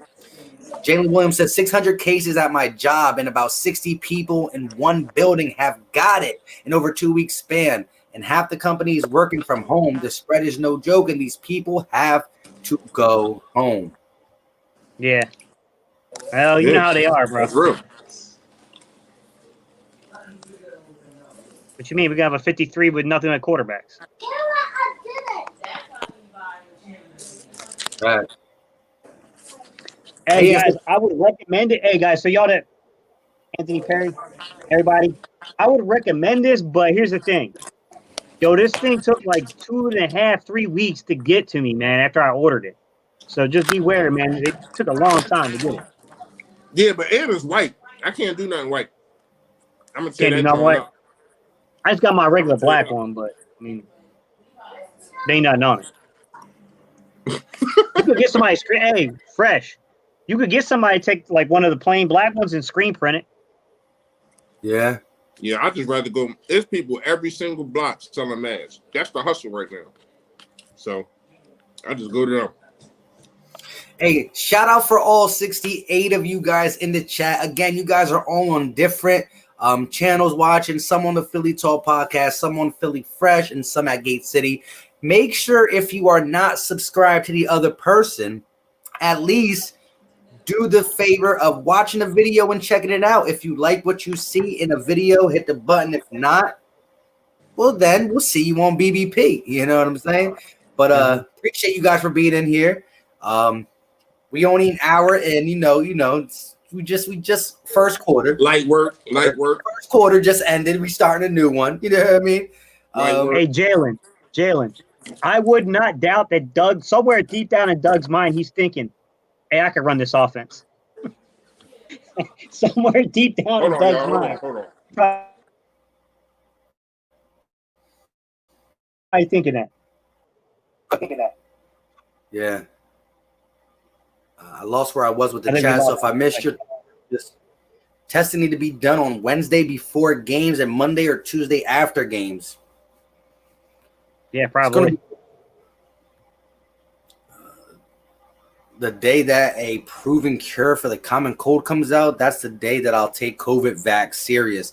Positive tests seem like a way of affect gambling. A bubble is the only option. Yeah, but it would be hard with a bubble because of the way you can't play you can't have teams playing 2 times a week. Like, what are you gonna do? Bubble 3 places and play like 3 games a day and try to flip and fly?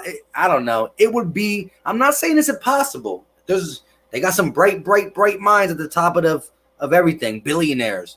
But hey, whatever it takes to get a football season. But at the end of the day, my favorite word, I'm not going to criticize anybody who steps out. It is what it is. It's the world we live in now, man. I'm not going to ever get used to it, but my goodness. Be more. So for your design, look up Fiverr. Get somebody off of Fiverr to do it for you. What? Fiverr. Fiverr.com, guys. Fiverr.com. Just be careful. Don't pay for the cheapest one. Like, get one in the middle. So look, they're saying first quarter and 1/6 of the way through the podcast. Like, look, that's what I'm saying. I had to grab a Red Bull because I was me and Gate City were talking. We were like, a little tired today. We should have maybe dropped it at like a 5-piece, but I'm the one who suggested 8 o'clock, so I got to pay, I guess. So, what's going on, Chris? What do you think about the offensive line? I honestly feel like they're going to carry 10 players. They could go 9. I could see them going 9 on the offensive line, especially if they opt to go 3 quarterbacks on the active roster. I can see them going 9 on the offensive line, but I just got a feeling, man, that, you know what I'm saying, they're probably going to go 10. It's just the gut feeling I have. What do you think there? That's important. You need to have a solid rotation. You have to have guys that can play multiple positions. A guy that could fill in that like right guard, left guard, center. Tackle, a swing guy, one or two swing guys. So I agree. You said 9, Yeah. right? Or you said 9 or 10? My gut says 10. I can see them going 9, Mike. If they keep 3 quarterbacks, I can definitely see them going 9 linemen. But I just got a feeling they might try to go 10 just because of the uncertainty at the position. But then again, Brandon Brooks could throw a wrinkle into that, and that might be where the 10th comes from if they keep him on active PUP for some reason. I don't know why they wouldn't just put him on reserve PUP. But who would you put in? What do you mean? Put in? Like, who would be your active 9 or 10 linemen? However many you think they're going to carry.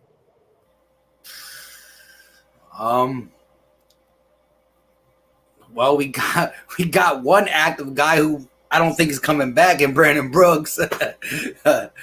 So, I mean, they clearly want to do something with that. That's just a spot that's going to be possibly not wasted because, I mean, I don't want to just say wasted because of Brandon Brooks, but again, that's very crucial to be having him as an active spot. But of course, you're Dillard, Peters, Kelsey, Lane. If Brooks is there, Matt Pryor, Samalu, probably like a Herbig. I don't know how they feel about Sua Opata. What was that? What'd I go to, like 8 already? Wasn't even paying attention. I think you're pretty close, yeah. Yeah, I could see him going 9. Say yours again real quick. So the starting 5, which is now Dillard, Kelsey, Peters, Lane. Are we good? Yeah. Chat, is everything good? You can hear me? All right. Let's get this done. I can. Dillard, Samalu, Kelsey, Peters, Lane. That 5. I mean, if they're going to keep Brandon Brooks on the active roster, I don't know why. That would make 6. Matt Pryor 7. Herbig's 8. And then maybe who else am I missing?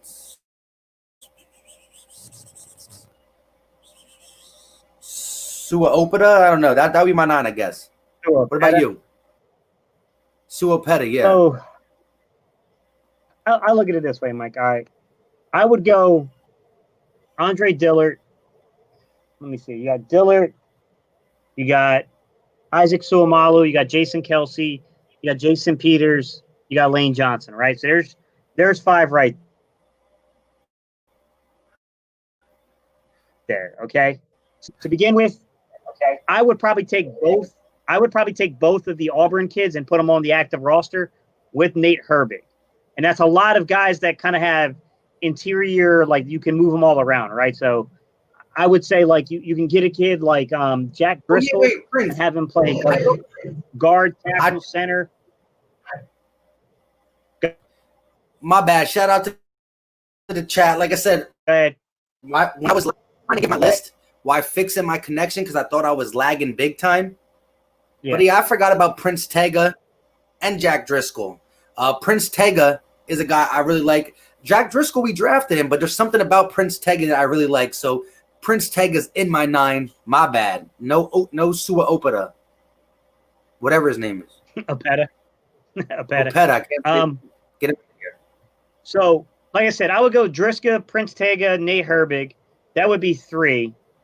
You know, I'm not big on this guy. I'm just not. I don't know how else to say this other than I personally think he's a bit suspect in terms of his ability to be an offensive lineman. But the big Aussie kid, what the hell is his name? Why am I slipping here, Mike? What's his name? You know, the Australian kid. The Australian Malata, the rugby guy? Jordan Malata. Yeah, you got it. Jordan Malata, and then Matt Pryor. That would be my 5. My 5 reserves. So I would go 10 there. So I would go Andre Dillard, Isaac Suamalu, Jason Kelsey, Jason Peters, Lane Johnson. Then I would probably go, Mulata. I would go Prince Tega. I would go Jack Driscoll. I would go Matt Pryor, and I would go Nate Herbig. I will go everyone you said. I like everything you said, but I don't think Mulata's gonna do anything. I think he's not progressing. So I wouldn't put Mulata on mine. So you don't see, I agree that, you know what I'm saying? Like, I don't think that he's been that great either. And I didn't see a lot of progress. Like, some people have broken down film and said that, like, look, if you compare him to other linemen, he's not going to look that great. But when you compare the progression he made from year 1 to year 2 in the preseason, it was a traumatic transformation. I just don't know that it's enough to feel comfortable in that kid coming in and playing actual meaningful snaps in a football game as a tackle. Like, I don't know, man. But the coaching staff is high on this kid, Mike. I mean, at the end of the day, if they're high on him, you know what I'm saying? Like, yeah, you got a point, Jalen. That would be 11 with Brooks on active pup.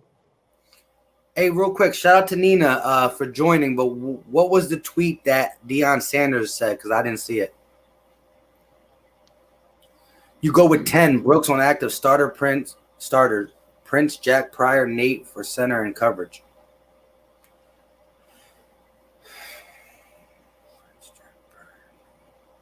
Yeah, again, that's it.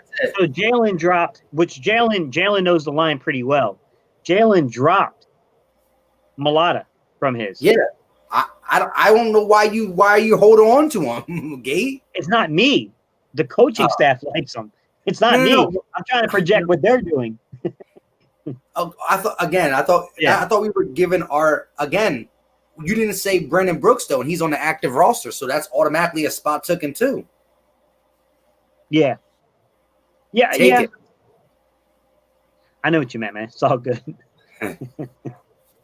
Shout out to our guy Lawrence James said, "What up, my Battle Birds brothers, Philly Mike, Steve, aka Gate City. Where's Philly Fresh? He was here, but I guess he got a lot of family over, so he said he might be back in a little bit." Shout out to you though. Two times. You never go with 7 offensive linemen. That's way too small of a number. Hold up. Give me a second.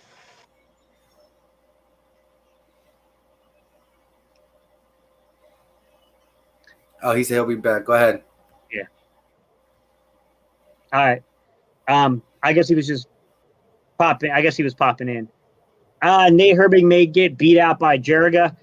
Takeem, I would like to think that, but with the limited amount of reps he's going to get, I just don't know that some of those guys are going to get an opportunity to do that. I like Jeriga's talent, and the Eagles paid him. They definitely paid him when they signed him, but I don't know. I mean, I want to say at the most 9. I don't know if we'll go 10. Again, if we're considering to try to get some of these skill position, again, I really don't know what is the mindset of the Eagles when it comes to most important positions to try to negate if there is a breakout in a position group that will be fine with the back end of it, especially if we went a little deeper in that back end, the way our receivers go down, I would think they would want to have extra receivers. Hey, our offensive linemen go down too. Lane's been injured last year. Brooks is not here again. Peters is the guy who gets injured. Andre Dillard we never seen. So as much as I want to shrink the offensive line, I think the spots that we get injured at and or important, you try to add on them and take off of the other ones because of COVID and our injury luck.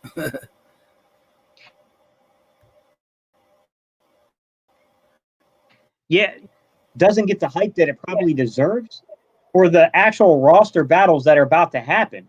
Because I honestly think there's going to be quality battles along the line.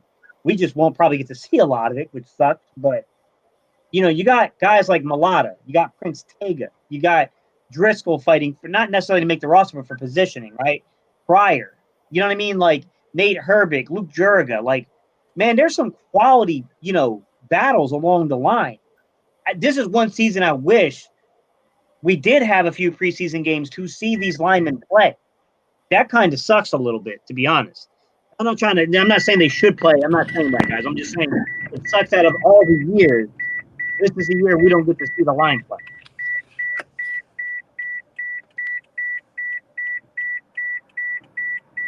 Yeah, listen. Really fresh?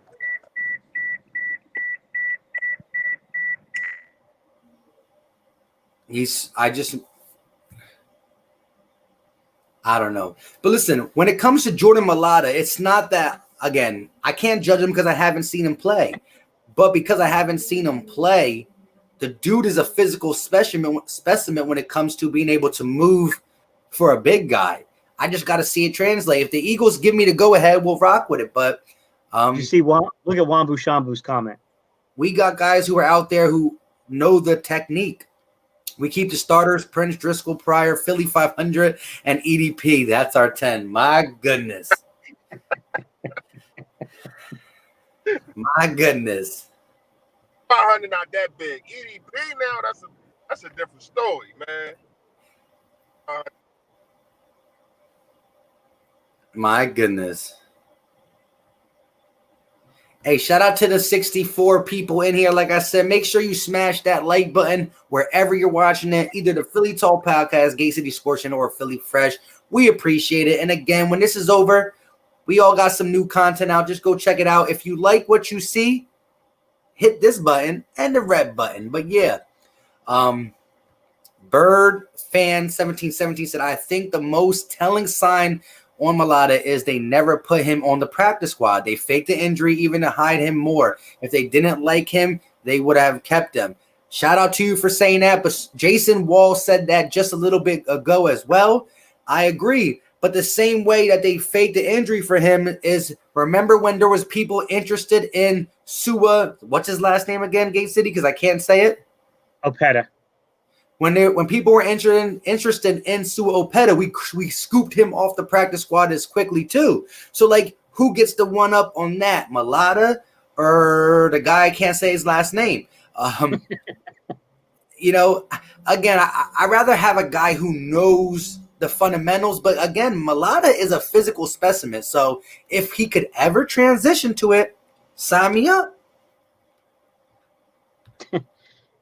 So let me ask you a question, Vic. I saw you were putting a response in there, man, and I'm sorry it rolled by me, but you were saying basically the first 3 games of the year are essentially going to be just a crapshoot.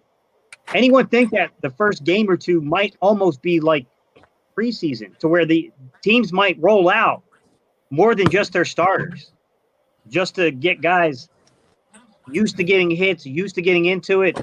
What do you guys think? Do you think they go from 0 to 100 quickly? Don't worry about managing players, reps, stuff like that, and just go right at it. Hey, let me answer real fast so I go on the wild real fast. Yeah, I can see that.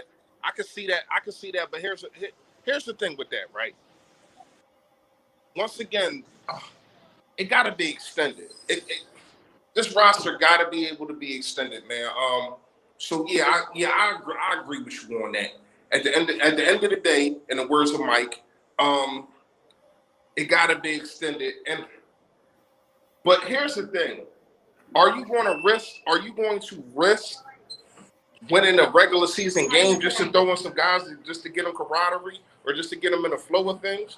You know what I mean? So it not being no preseason, you know, thank goodness that we got the Washington football team, because that I feel as though that. If we go up big, you in the fourth quarter, that's when you can start using your guys, and that's when you can start using guys and off the bench. You know what I mean? I think that's when you most. Yeah. I got a man scoring, Chuck. Yeah, I saw that comment too. So, all right, did you guys see the Deion Sanders tweet? Somebody put it up there. Yeah. So he said, Deion said, all players opting out in all sports, please believe that the game will go on without you. This is a business. And don't you ever forget that there's no one that's bigger than the game itself. Refs, officials are the most important, that you can't play without them, not you. Wow. I wouldn't think Dion would say that.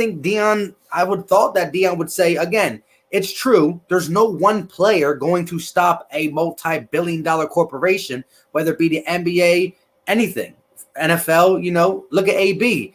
AB try to act like, hey, well, y'all gonna miss me. Not really, but it's different what AB's doing to what these guys are doing for their family and their safety. So I like Dion, but wow. I get what he's saying, Mike. I do. But you can make that argument for any organization. You can make it for almost any job. You can be the best person within the organization, the best employee that's ever come through there. When you leave, that organization will either go on or it will fail and die, right? One or the other is going to happen. More than likely, it's going to out-survive you, right? But at the same time, that doesn't mean that you should make every interest in the organization's interest outside of your own. That would be my counter to him, which is if you think an organization is going to skip a beat when you contract the virus and you bring it home to your family and you get people sick, you got to twist it too. You know what I mean? They're only going to care as much as it affects their own dollar. That's the thing. I mean, I think, look, I support any player that opts out, and I obviously support all the players that are out there risk payment that I'll be real with you. I greatly enjoy, and I really want to see. I mean, I'm not going to lie. I want there to be an NFL season. I want there to be 16 games, a playoff, and a Super Bowl. I'm not going to act like I don't. I do. Facts. But I think some of these people are being unreasonable too, though. Yeah. I just want to say this, and shout out to Jason Wall and Birdman 147.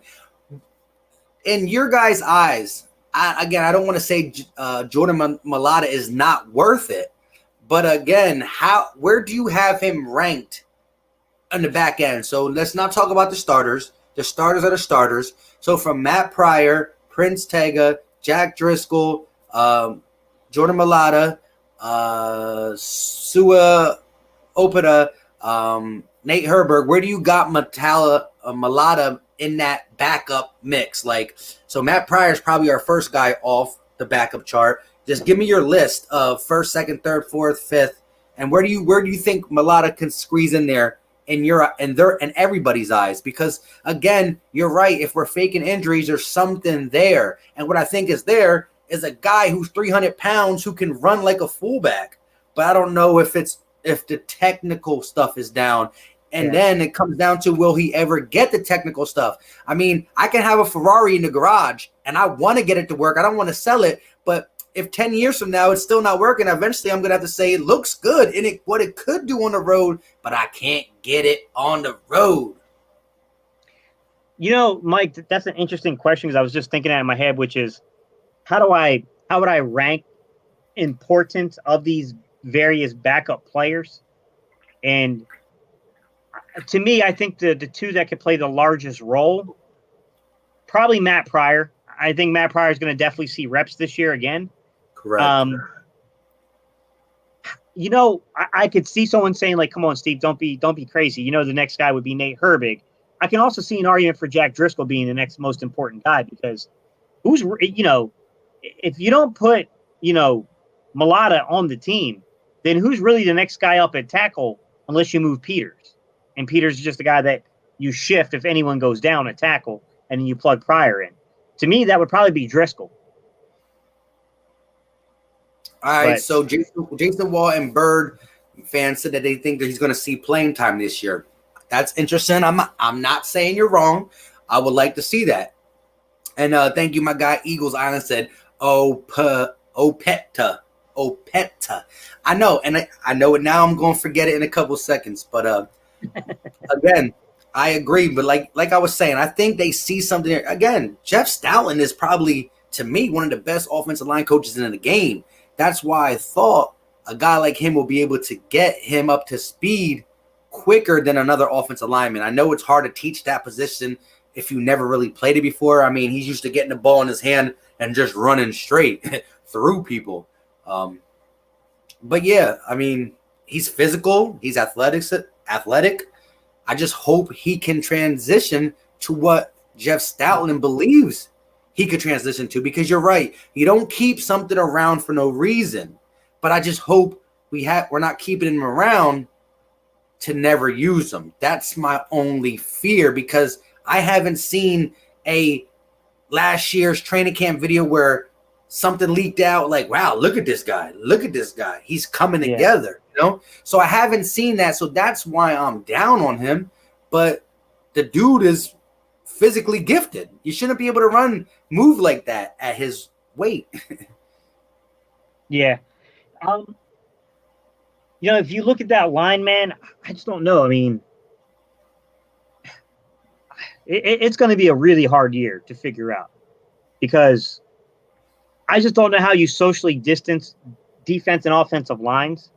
And, you know, the way we're treating the quarterback conversation, shouldn't they be treating that with the linemen too, to separate some of those guys?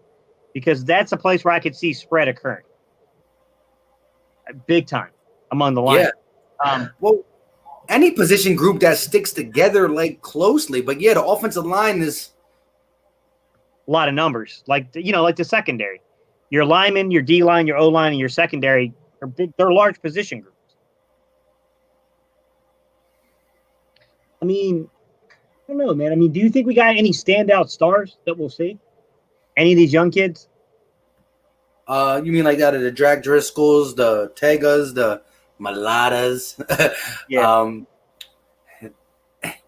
Yeah, I mean, I like Prince Tega. Like, I wasn't big on him when everybody was on it. I guess once I did more of my due diligence, I like him. Huh? Yeah, I like Tega a lot too. Prince Tega, I can't say his last name. I won't even try to butcher that. But Prince Tega has like a weird natural athleticism. I still see some things on film where he needs some work with his foot and hand placement stuff. But man, in terms of the natural abilities and just how fluid of a mover he is, like, whew, man, that kid he's got some athletic ability to him. Driscoll, definitely kind of a technician. I thought Driscoll had, when I was watching Driscoll, now I'll see if I can't get Jalen's take on this, because Jalen watches a lot of film of the linemen. I thought from the little bit of film I watched of Driscoll, I thought he was really good with hand placement. I thought Driscoll had a really good understanding of how to get and grab a guy and keep him with you.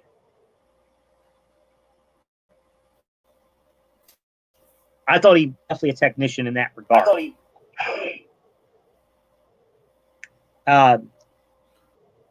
What about you, man? What do you see from any of these young kids? Like, do you see anyone that you think like, yo, in like another year or two, this dude's a starter on the team?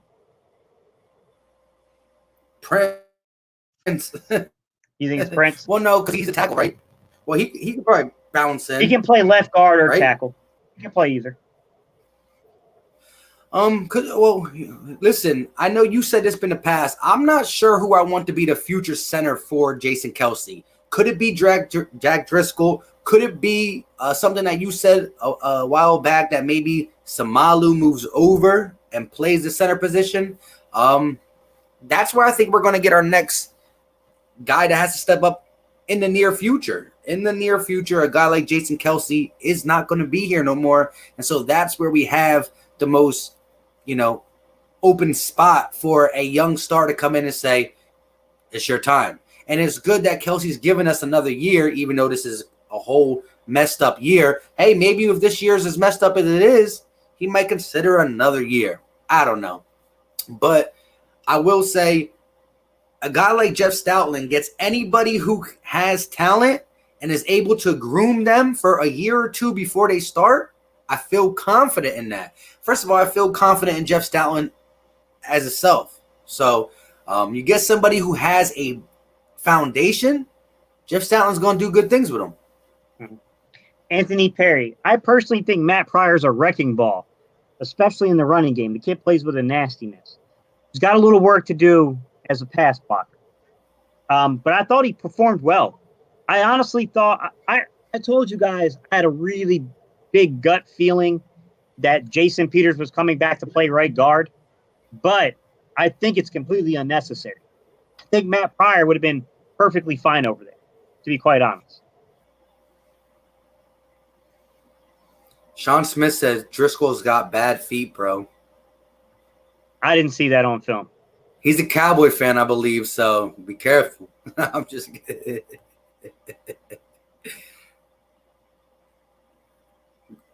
Driscoll has great. That's the one you were addressing, where you said Driscoll has great hands and he has has great. Yeah. I'm saying on the film, when you watch Driscoll, his hand use is like perfect. He knows. I mean, he was really, really good at anticipating it. Prince Tega, a little bit more naturally gifted. You know what I mean? A little more raw though. When you watch the film, you can definitely tell that he's really relying on his athleticism more than the technique. But guys develop. Be more careful. Said I think they wasted Mulata. I think the size and athleticism, he should have been a D tackle beside Fletcher Cox.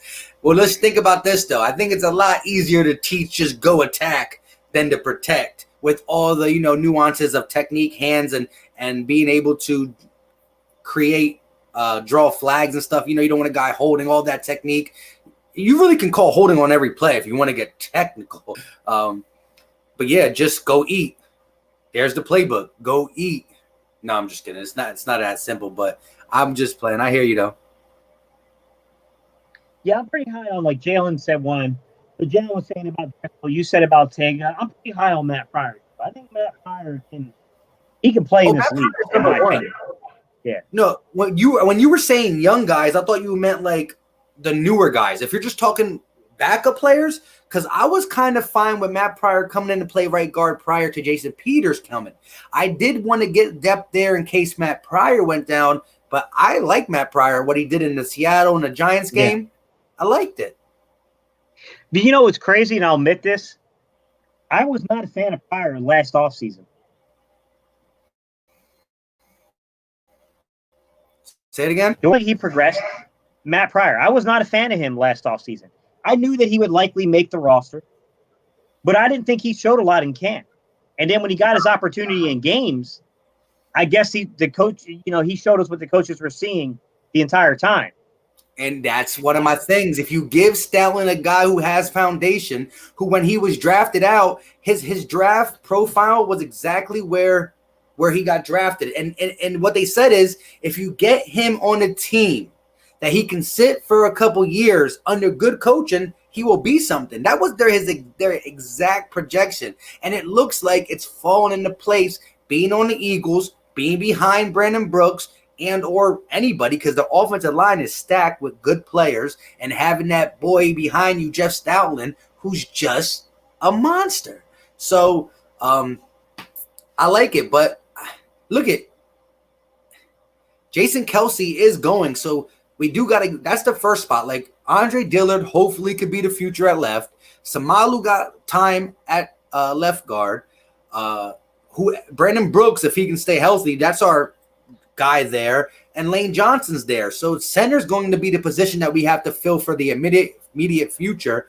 And how do you feel about that? Who gets that? You think Driscoll's going to be the guy? I think Driscoll so here's the thing. I like Brandon Brooks a lot, but Brandon Brooks is getting older, right? Lane Johnson's not getting any younger. Now, I'm not saying offensive linemen, some of those guys can play 35, 36, 37. Look at Peters, 38, right? But you never know, man. Each guy, when it goes, it goes. They're just done. You know what I'm saying?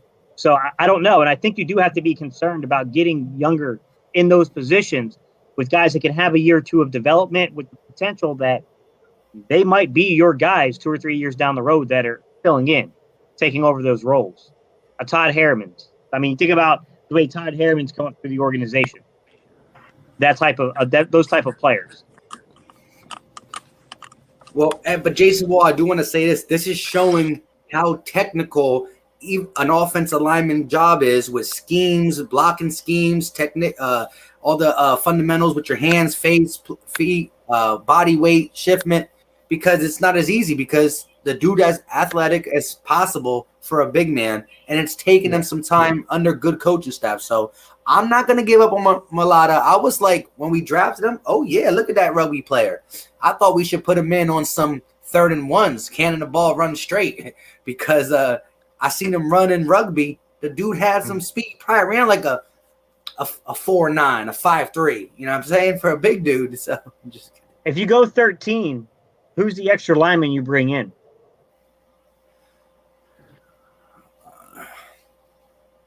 Out of just just the starters, or No, if you go 13 and you're bringing an extra lineman as a tight end, basically, to block. like we did last year when we ran 13. 13 personnel. Oh, my bad. Yeah. Thought y'all my bad. I'm just coming back in. I ain't know if y'all just seen me, but yeah, I'm just coming back in.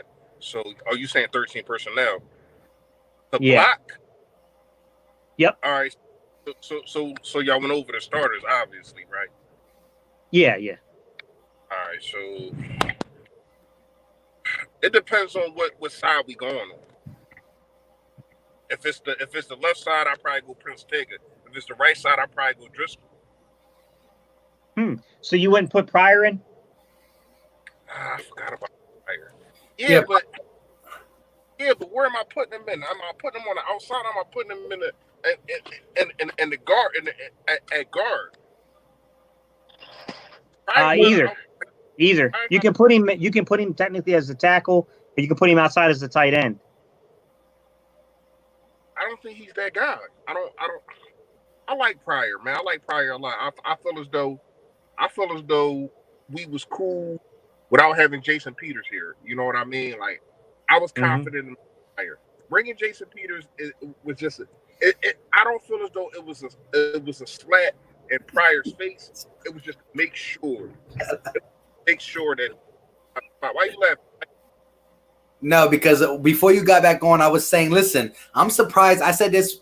I'm surprised they didn't use Jordan Mailata as just like a couple as a fullback at times, just handing the ball on a jumbo set as Jason said. I would say handing on the ball, but I wasn't surprised he wasn't in a blocking package on some red zones. You know what I mean? But you can't do that when you put him on a pup list. So what are we talking about? You know what I mean? Like if he can't dress, then he's not going to be able to do that kind of stuff. You know what I mean, Mike? Mm-hmm. So now I'll give you a potential play. I could see the Eagles doing this. Okay, not 13 men. I'll get back to the 13 personnel thing, Reese. But the goal line, right? A 2-back set. Then I think you could put a Pryor, a Driscoll, a Mailata, that type, someone that can be nasty, who is a physical run blocker. And then you take a guy like Jalen Hurts and you let him follow behind him. I like you that. like Carson, and you let him follow behind him in a goal line situation. I could see that. I like that a lot. But correct. Chris, who are you going to use? Are you going to use the same setup if it's a sweep play? No, be different to me if it's a sweep play, because you need someone. You need someone with faster feet. You need somebody athletic that's going to get to I mean, it's really not a second level because we're talking about at the 1 yard line, but there is a second level because you got to get to that linebacker before he crosses the goal line and gets to our 1 yard line. Yeah. If you were doing Reese, if you were doing like a jet sweep or something like that, I would go if I used a lineman in like a 22 personnel or something like that, Reese, I would do something like I would move Seomalu type, who's someone who's faster. Not necessarily that they're a monster and will grind you up, but they're quick. They got speed. They can get to that second level. I got you. Yeah. I'm with you. And that's why that's where we're going to miss Derek Brooks the most, man. He was the best on that offensive line to get into the second level. I mean, other than Kelsey gets there too. But, and Kelsey has to do way more to get there because we all know he snaps the ball. But Brooks was the best on the offensive line at getting to that second level, man. He just moved people. And I know we're going to miss him a lot, man. And I feel as though I don't think that Peters can do that. Peters can't do what Brooks does. Peters is kind of a standstill type of, you're not going to bull rush me. I'm going to put hands on you, and I'm going to stand my ground. He's really not a guy that's going to get out there and pull. He's really not a guy that's going to get to the second level. He's really not a guy that's going to move his feet. Now, is he good at moving his feet backwards and all that? But I don't know if he's good at moving his feet side to side, if you get what I'm saying. Yeah. Yeah. Going back to like a 13-man personnel, Reese, this is how I would see it. So I would divide it up by, I like how you did like, okay, we talking left or right side. I do think that has an impact on things, right? Where's the guy's dominant hand? Where's his dominant foot? Those type of things, right? But also, who's better in run versus pass? You know what I mean? Like, if you're running the ball, I probably would put Matt Pryor out there and let Matt Pryor grind somebody up. If I'm pass protecting or I need a guy to go catch the ball, if I'm going to use this guy, like sneak him out legitimately as a receiving target, probably not going to use Pryor, right? That's probably not the guy I'd go with, right? Then I could see if Mulata made the team, being used like that. I froze. I'm sorry. I froze? Yeah. I froze. So I was saying in 13, if I was running the ball, then I would use a guy like Matt Pryor to grind people up. But if I was throwing the ball, either in pass protection set where I need a guy to set and pass protect or to sneak out as a receiver, then I probably definitely wouldn't use Pryor. I don't think Pryor is quite ready for that type of stuff, and I don't think he's athletic enough to go catch a ball. But a Mulata and other guys that are a little more athletic, I could see that happening. Yeah, I could see that. I could see Mulata being used differently. It's just that I don't know if he was really hurt or they just wanted to really keep this guy and keep him off of the practice squad so can't nobody snatch him up. Because we gotta understand, man, and I'm not just being biased. I watch a lot of football and I watch a lot of offensive lines. I think Stoutland is the best offensive line coach in the game. You know what I mean? And it's going to be soon that he gets offered a job. You know what I mean? So we gotta make sure that we utilize him and get to groom as much kids as he can. And I feel as though with Driscoll and Prestega and Mulata, man, if he can groom these three guys, we will have a good offensive line for the next 10 years, man. And we be straight. We be set. Which are Jason Wall said, plot twist, the Eagles have spent the last 3 years developing a new version of the Wildcat called the Fat Cat, starring Jordan Mulata as a hammer and with Rager on the jet and Miles as quarterback. What? What's going on? We getting in. Wait, we acting goofy already? Hold on. Nah. How many hours we in now? We only goofy to around hour 3. You know what I mean? Listen, it's officially we officially just made it to halftime, guys. We made it to halftime. You know what I'm saying? Right now we're winning by 10 points. Let's keep it that way. Let's keep it that way. Huh? I said talk that ish, man. I'm complimenting you, man. Take it and run with it, all right? Yeah, 2 hours and 12 minutes. Yeah. We're right around halftime. Well, we just getting over halftime. Right. I don't know if I can make it for tonight, guys. I'm not even gonna lie. Hey, I can dig into the shovel break, man. Yo, listen, Fresh has been in like 17 locations since he's been on live. Yo, this is crazy, and it's crazy because usually I ain't gonna lie to y'all. Usually I shut everything down. You know what I mean? Like I said, I'm always on the move. I'm always in the car. As you can see, all my videos is in the car. I'm not pump faking. It's not like I hurry up and hop in the car to go shoot a video. No, this is the only time that's the only time that I can really do it. Now, Saturday, I usually designate that. I shut everything down. Leave me the hell alone. But my daughter called me, man. She said she needs something, man. And I'm sorry, man. I'm a sucker for my kids, man. They call me. I'm there. I don't care what it is. You know what I mean? Even though she ain't even freaking need it, I go in there. She eating freaking shrimp and just laughing it up, like. But she said her tooth was hurting, so I had to go get my daughter her stuff, man. But I'm here now, man. I apologize for being in and out on y'all, man. But I'm gonna try to stay steady right now. Hopefully, my damn Wi-Fi back up. I don't know what the hell happened. I don't know what happened at my crib, man. But anyway, all right. So we still on the offensive line, right? Yeah. Yeah. So if y'all, I don't want to keep going back, but what was y'all talking about before I got on? Like, was y'all talking about like young guys who's going to take over? Like what y'all was talking about? So we start off by talking about how many are you putting on the active roster? Like 9, 10? Like where do you fall on that? Oh, you asking me, right? Yeah. Ooh, all right, you got your 5, or I say 9. 9. So then the next question was, we know who your starting 5 are. So who would be your 4 reserves? Oh, that's what I was just saying. Pryor, Tega, and Mala. I heard some of it. You said Pryor, Tega, Malata, And Driscoll. Okay. Yeah. So what would you do with Brand? Are you going to put? What's going on? Fresh Uber. Hey man, hey listen, I ain't gonna lie to y'all. If I was, I'd be making some bread, and I would do that. I ain't gonna lie to you. I would go live in Uber and sit here and go live and have y'all talking to the people that I'm Ubering. I ain't gonna lie to you. That'd be something different, man. Yeah, hey yo, Fresh, you're like this though. You're on there, right? He gets in. You're like, yo, yeah, we're doing an Eagles live stream. He was like, I'm a Cowboys fan. You're like, you out. Get out. Yeah, you out, and I want to tip.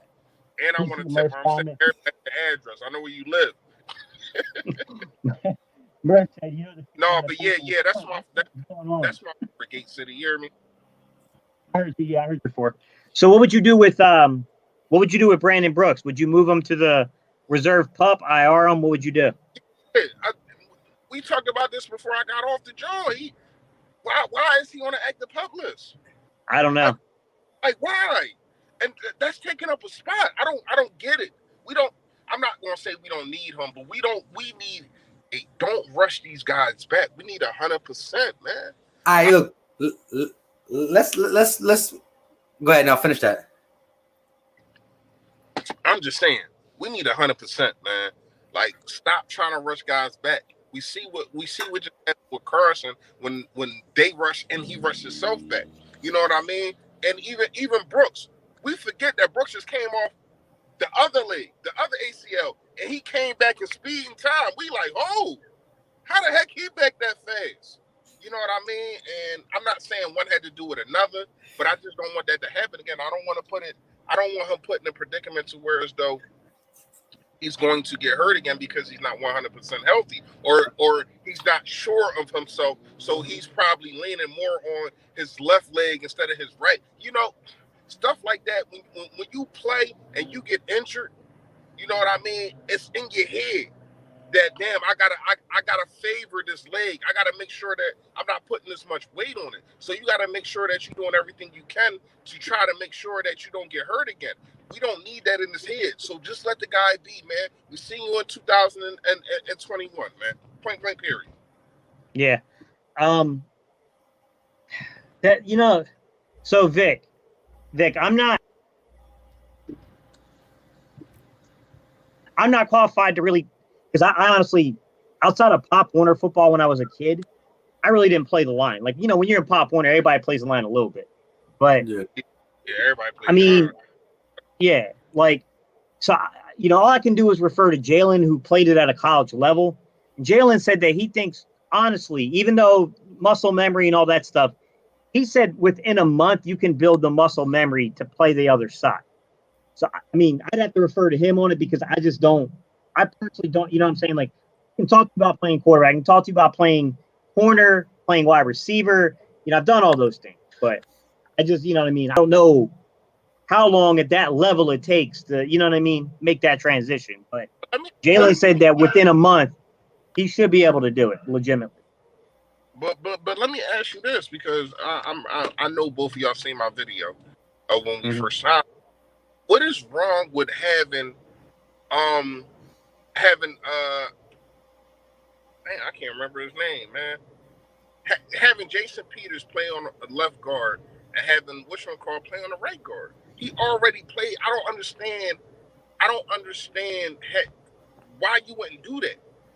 Why not just do that instead of just trying to make him play a whole different side at 38, playing that position for all them years. I understand, yes, he came down from tight end. We all knew that. But playing that position for all them years, right? And now you want him to play a whole nother side.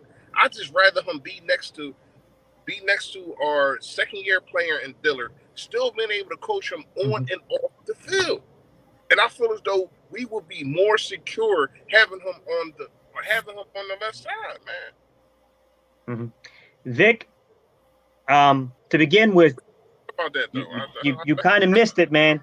Todd Herman's in Philadelphia did that quite often, man. From left to right, from guard to tackle. Yeah, I mean, you kind of missed that one, bro. And then the other counter I will give you, not every left tackle is Jason Peters either. That's a different cat. But he didn't do it at 38 years old, Steve. He did it in his 30s, though. 38 is then at 40, those. You know, come on, man. We up there. We know 31, 32 is different than 38. Yeah, but we're not talking about, but he's not referring to the physicality of the position. He's saying the muscle memory of moving there. Dudes have done it.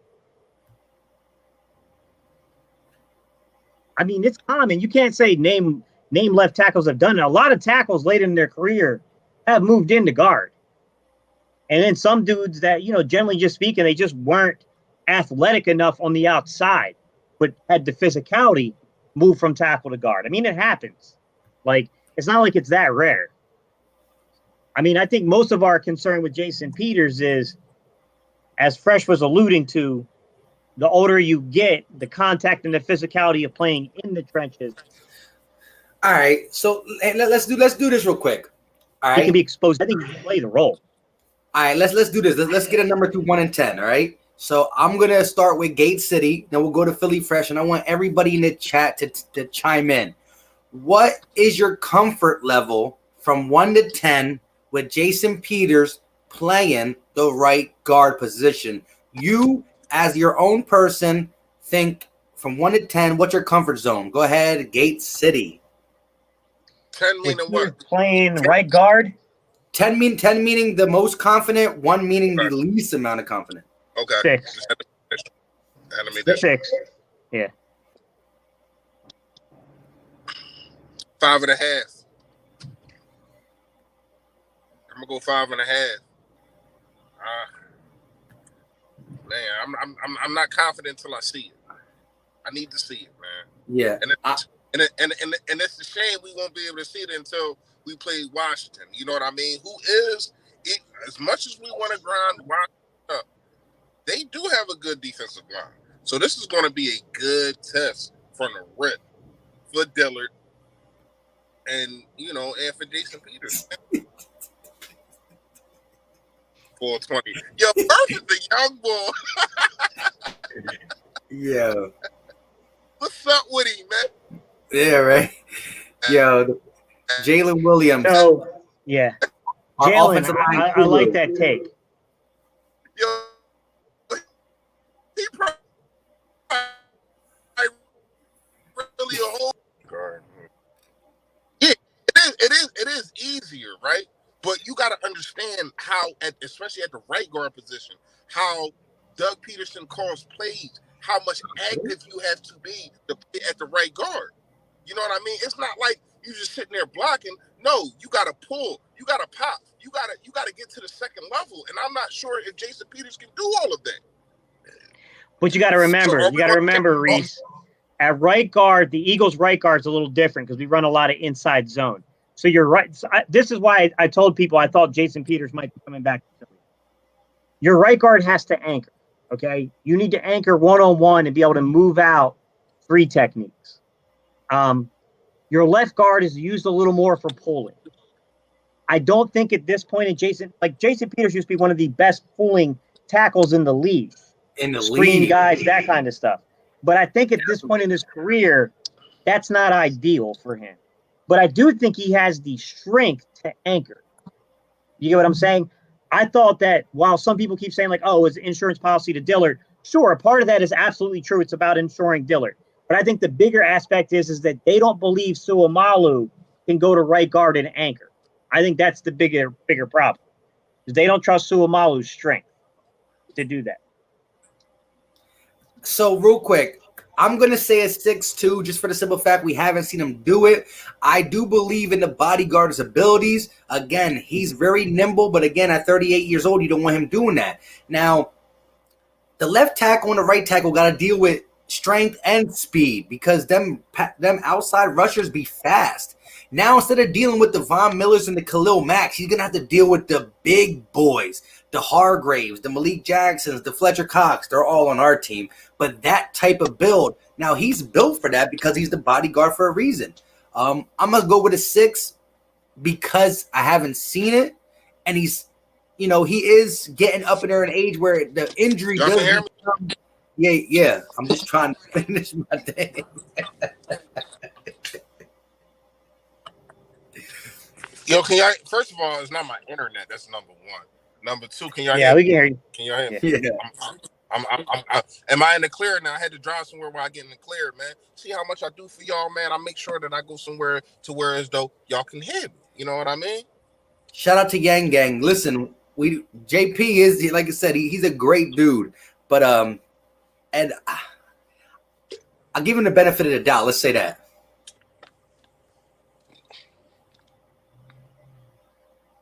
You good? Who, me? Yeah. Well, your picture's stuck, but your voice is coming in clear. You talking to me?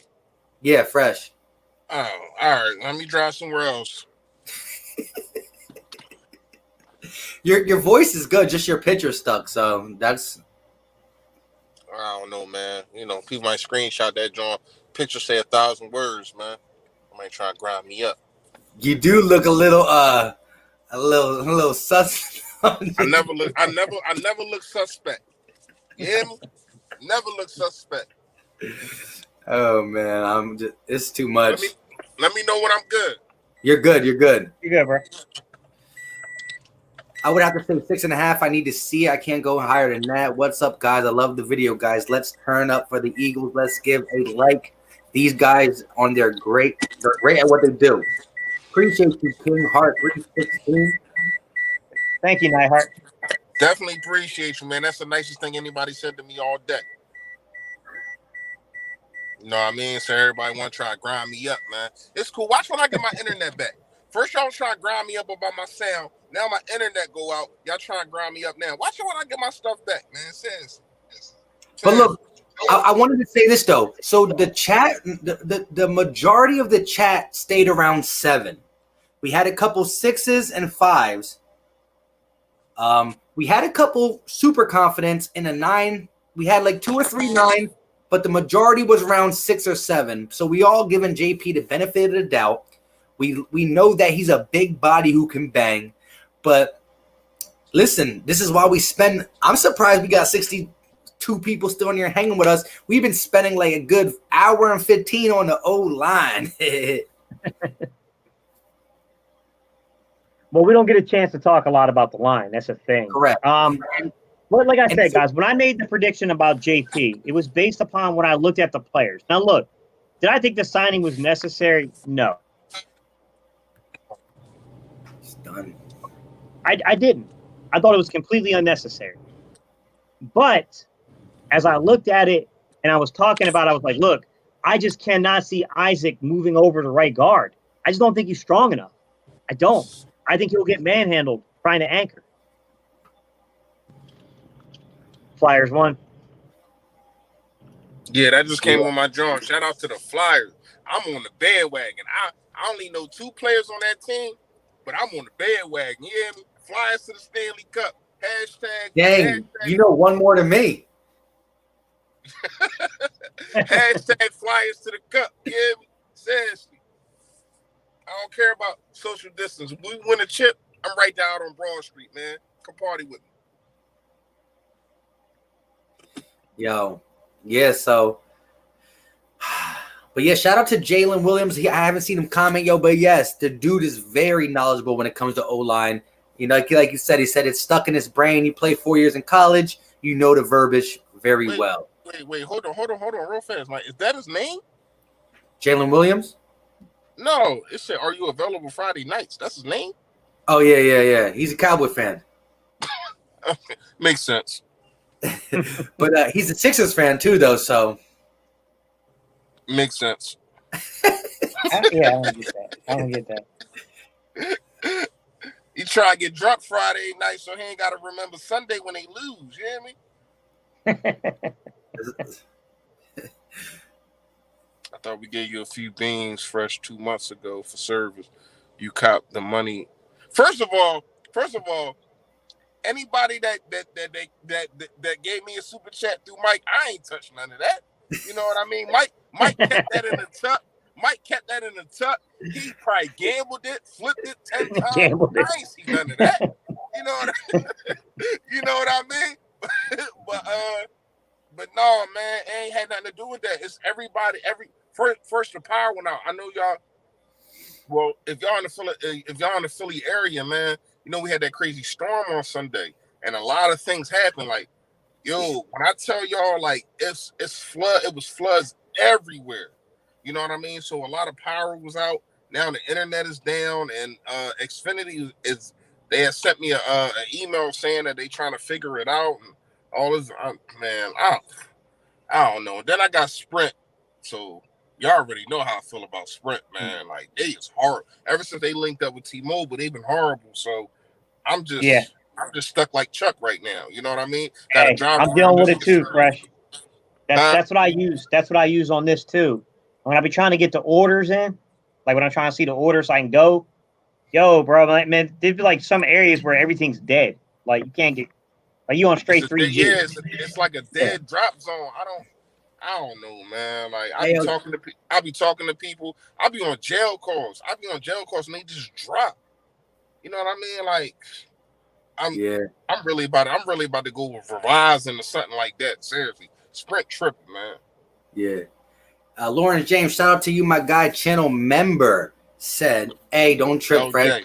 No, it's LJ, man. It's LJ. I heard you call him that. I still call my guy Lawrence James. That's channel LJ, member. Man. My guy LJ. Go ahead, though.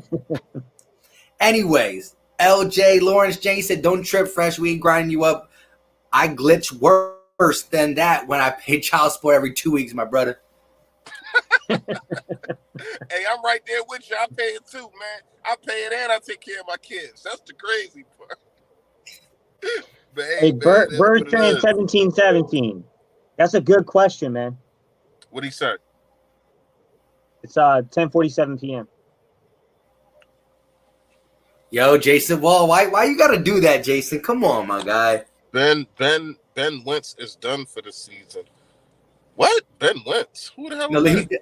Listen, he said Ben Wentz is done for the season. I meant Simmons. I swear, I meant Carson Simmons. I mean Ben. Dang.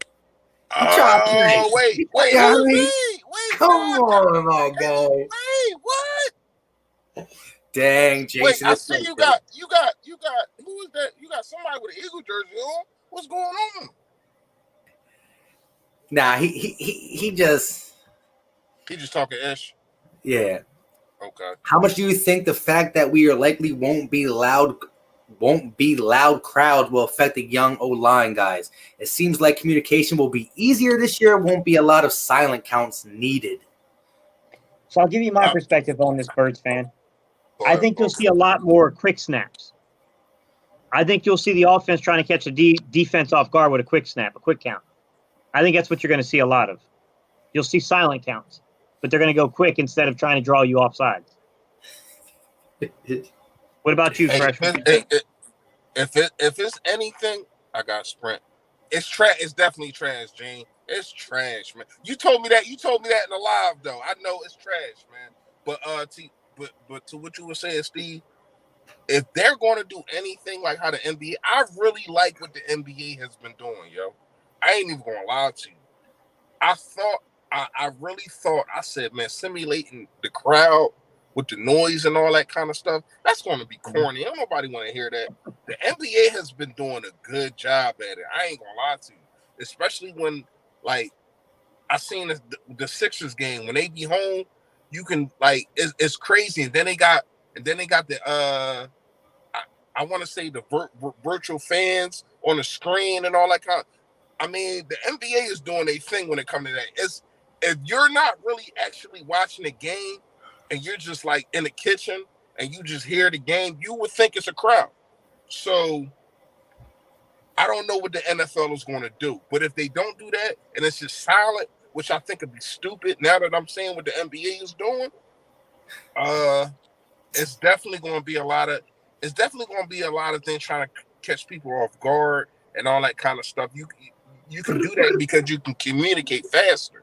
But I think it's going to be crowd. I think it's going to be crowd noise, man. And from what I'm hearing is that they're trying to push for fans in certain states. So it's not going to be full capacity, but at the same time, still going to be fans, and they still going to pump in the audience, which I think that they do in like Seattle and Kansas City and stuff like that. That's just my personal opinion. But yeah, Atlanta's notorious for it too. You said what? Atlanta's notorious for it too. Oh, they do it in a dome? Yeah.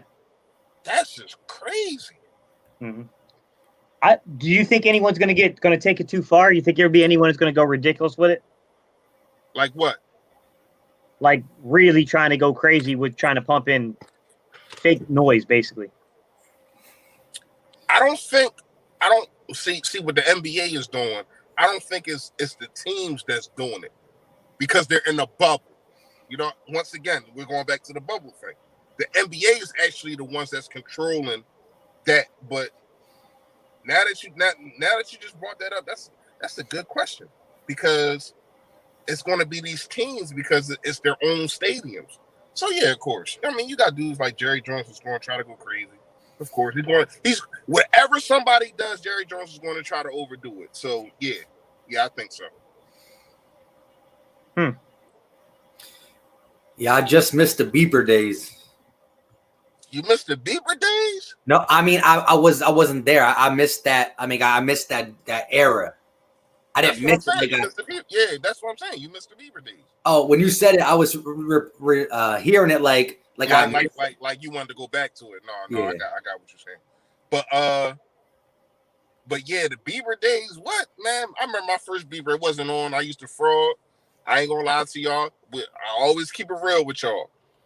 It was a little switch at the side of the beeper, and I used to turn it off and turn it on, act like people was paging me. It wasn't nobody freaking paging me. You hear me? It wasn't even on. But I used to grab that joint and be like, who this? When the females was around, fraud. You hear me? I was like 10 years old, fraud. Chilling, right? Hey, Birds fan, 1717. Hey, somebody they didn't do it on purpose, man. Somebody accidentally timed you out. It'll let you back in a second.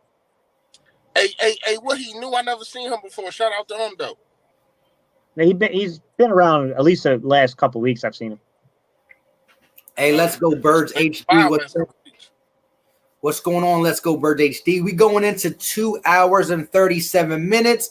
Let's go. You're new to these. Normally we rock out for a nice 4-hour piece talking all Philadelphia Eagles, but I don't think we gonna rock out 4 hours today. I mean, Gacy looked like he got a second win a little bit, but hell no, bro. hey, don't do that to him. He trying to put it on Gates. Don't do that to him. You know, I got a second win. I'm out here in these streets. You hear me? I'm out here in these streets right now. Yeah, I hear you, my guy. Philly fan D. Wow, I didn't mean to defeat your comment. Oh, yeah, that's what he was saying. Yeah, he accidentally timed him on an accident. What's good, Philly fan D? We're good, man. Eric R. I hear you, my guy. He's been trying to sneak them in all night. He's been sneaking them in. Wait. What? Hold on, yeah, because Nate said a couple of things to me about that. Like, what is he saying? What is Nate saying? He kept saying Philly Fresh, and Philly Freshy's what I'm saying. He's gonna grind me up. He kept saying that. Yeah, I seen that. What he saying? That the Sixers are better off with Ben Simmons, and we need to trade him. Oh, he must have just watched my video. Because I'm Come on, man, stop it. This BBP, man. So we ain't gonna get into that. But come on, man, stop it. Hey Murph, you got some exotic for him. They smoking that Reggie ball. Hey, yo, real quick, Vic 3 said, did y'all see what Dame Diller got played by Pat Bev? We're going to get right back to the Eagles, but it was funny. I don't know the exact quote, but Pat Bev and PG-13 were saying stuff. Paul George was saying stuff about him getting bounced out of the bubble, and then Dame Dollar shot back with, "Bro, it's something like it's sad that you got to chase teams." Or, I forgot, but Dame was like, "I'm not the one chasing teams to get these rings and stuff like that." But no, not yet. But Bleacher Report put up a thing, and they were posting in the comments, giving shade back to each other. Hey, listen, I ain't gonna lie to y'all, man. I ain't gonna lie to y'all. I kind of agree with Chuck. I kind of agree with Charles Barkley.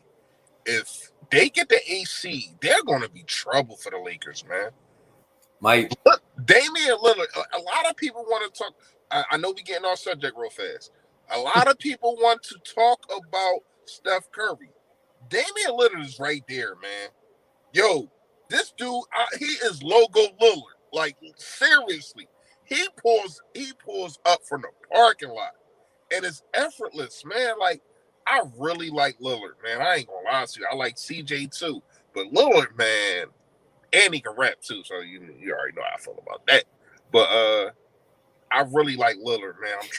This dude is on a whole nother level. He talk all that. He ain't even talk ish. Westbrook was talking ish last year, and he silenced him. Trey and B, stop it.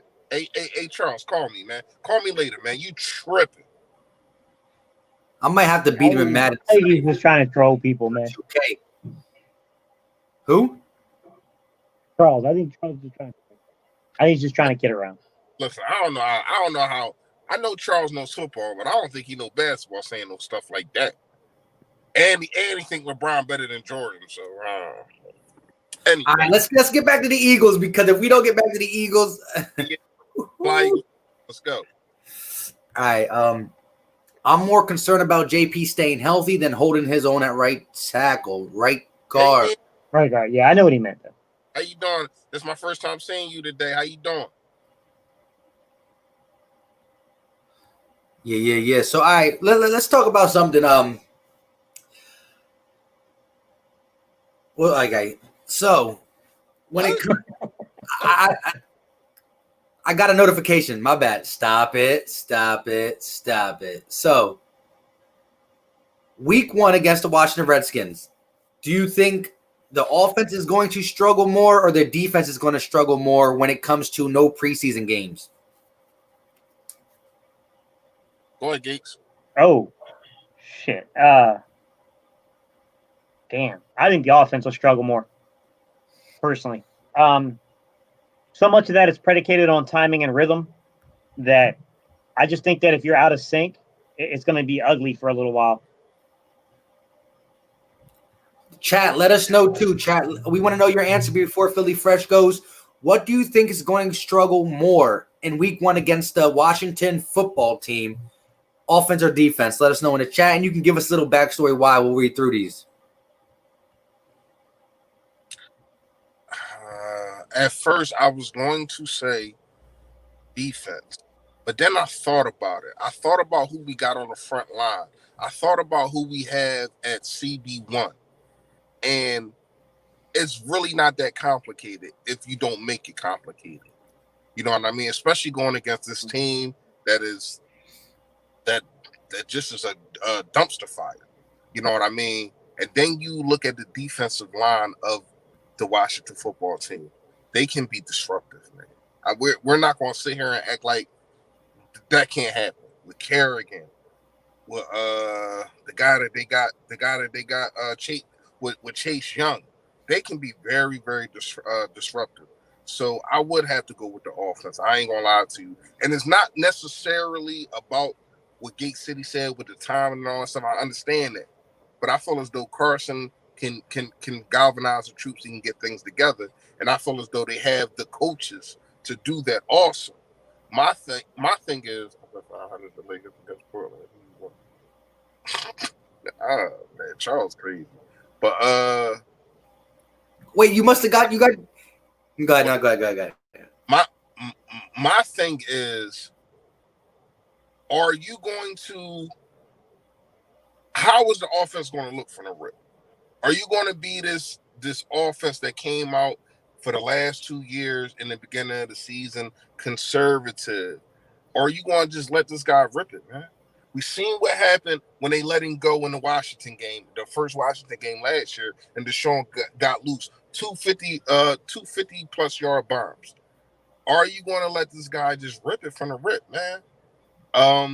So I would have to go with the offense. All right. So before I say mine, I'm gonna go offense too, because even though I think our offense is going to be better with receivers, the speed's going to open up the run game, the pass game, the tight ends game. It's going to be nice. I think that's going to take a little bit of time. We've been seeing a lot of slow starts, and there's no reason to think that it's going to be a fast start week one with the slowest preseason start or the slowest off-season start we had. So I think we start out slow, but by, a couple games in, after our first preseason game against the Washington football team, we sneak that one out. We get all our kinks out. We don't sneak it out. We win by like 10 still. But let's get to some of these comments. He said, Hey, Birds fan. That's a good point. So Birds fan was saying that basically offense, because, the sharpness and the struggle is going to be much worse. But he was saying on film, like when you're watching it, the defense might look worse because one or two small missed assignments on the defense can look horrible on the film, even if it's not happening frequently. Or if the occasion isn't as much. Correct. I agree. I agree with that. Yeah. I'll co-sign that. A couple 3 and outs don't look as bad as an 80-yard touchdown. You know what I'm saying? Mm-hmm. So I agree. But so Wade Boo said offense because of the young receivers, but the offense and defense is going to have to adjust to new leaders. Eric said offense too, with the exceptions. Doug always goes away from the run early in the season. My guy Vic 3 is trying to, come out there with the fire take saying none. But another reason why the offense can, you can have some concern because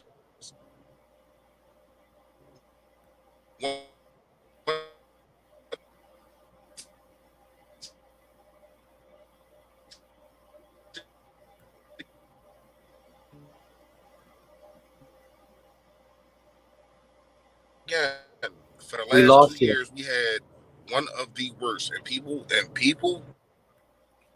tend to in the 20 because dudes don't know when to have a touchback, when to let the ball go, or when to catch it and run with it, man. So I feel as though that puts a lot. People don't understand how much Carson had to start in the hole. Carson didn't start a lot of drives on the 40-yard line. Carson didn't start to drive even a lot on a 35-yard line. He had to travel the distance of the field a whole lot with the talent that he had. So that's going to be major, man. A lot of people tend to forget about special teams, but I don't.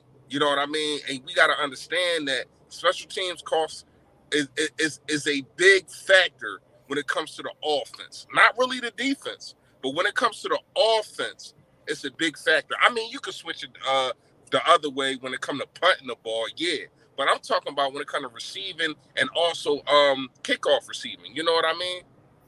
Yeah. Your picture stuck again, but your voice started going good at the end. You were lagging a little bit in the beginning. I apologize. I'm on the move again real fast. I got to run to the store. Which one? Because the chat is saying go back to Wawa because you had great service there. Go back to Wawa? You had great. Wawa got that free Wi-Fi. You heard me? Wawa got that free Wi-Fi. They're all like, "Sir, it's 1 a.m. Please leave Wawa. You've been here for 4 hours." But they got. Hey, listen, it's crazy. They got that free Wi-Fi, but it ain't like Dunkin' Donuts. They got free Wi-Fi, but you can sit down in there. You could be on your computer. What the heck do y'all got free Wi-Fi for? If I can't sit in there and chill. Yeah, so I do want to go with what I'm talking about. He's like, yeah. I do want to go with what Bird fan said. I agree. On tape, it could look like the defense because the defense can give up 2 or 3 bad plays and it just looks horrible. But I think when it comes to rust, I think the offense is going to be a little bit more rusty without the connection you get with the receivers. And so a lot of people are going back and forth. Marcus, no problem. I got you. Jersey Boy said defense will be ahead of the early, but when the offense gets going, it will be top 10.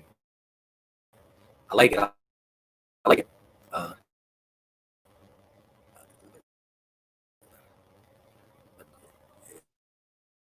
Jalen said agreed. You good, Gate? Yeah. In a 24-point lead, lose only, be determined by 5 plays. Are we lagging? Is that good?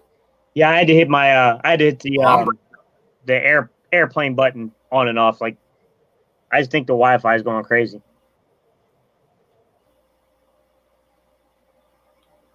At the end of the day, that Wi-Fi is questionable, he said. So, look, are we good now? I hear you fine. Your mic was going kind of weird for a second. That's why I hit the air. I was like, okay, I think something's going on with their connection here. All right, hold up. Put myself back in. All right, guys. You good? I think so. Let us know. Chat, let us know. We at the 2 hour and 50 mark. I think Gate said he was about to he was like, good, Mike's going. I'm ending this thing. I'm tired, bro. I'm tired, man. Yo, not only did I have to go around and do that, so you guys all know, part of my membership channel is I give a weekly video to members. So the members voted on what they wanted, and they wanted me to talk about some of the side hustles I do. So I had to not only go out there and shoot the film of me doing the side hustle, but I had to edit it this morning while doing the side hustle. So I'm burned out, guys. I'm tired. I'm very tired. Yeah, so we good now, but like Gates said, we haven't had Battle Birds podcast in a while, so this is like a little sample back to the good stuff, because when it comes down to it, we enjoy this as much because of y'all comments. You guys keep it going. You ask very insightful Eagle stuff, but y'all keep it crazy when it comes to the other shenanigans. You get on everybody. If somebody's mic's not working or camera, you let us know ASAP. They sound like a chipmunk. I sound like Twister. I sound Chinese. Bunch of stuff. That you never pull up. You only pull up when they talking about me. Bro, if your camera wasn't frozen, you would see Mike sounds like a chipmunk is up. I've been leaving it up. Relax. I can see the screen just because you can't see me. I can't see you. For real, y'all still can't see me? I can see you, but you're stuck like this. Oh, shit.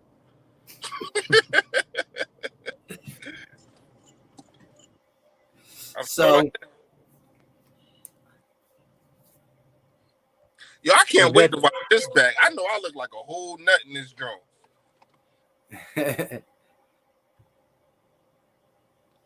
So what we? I know, bro, and I ran out of White Claw, guys. Stephen B done got me hooked on these damn things.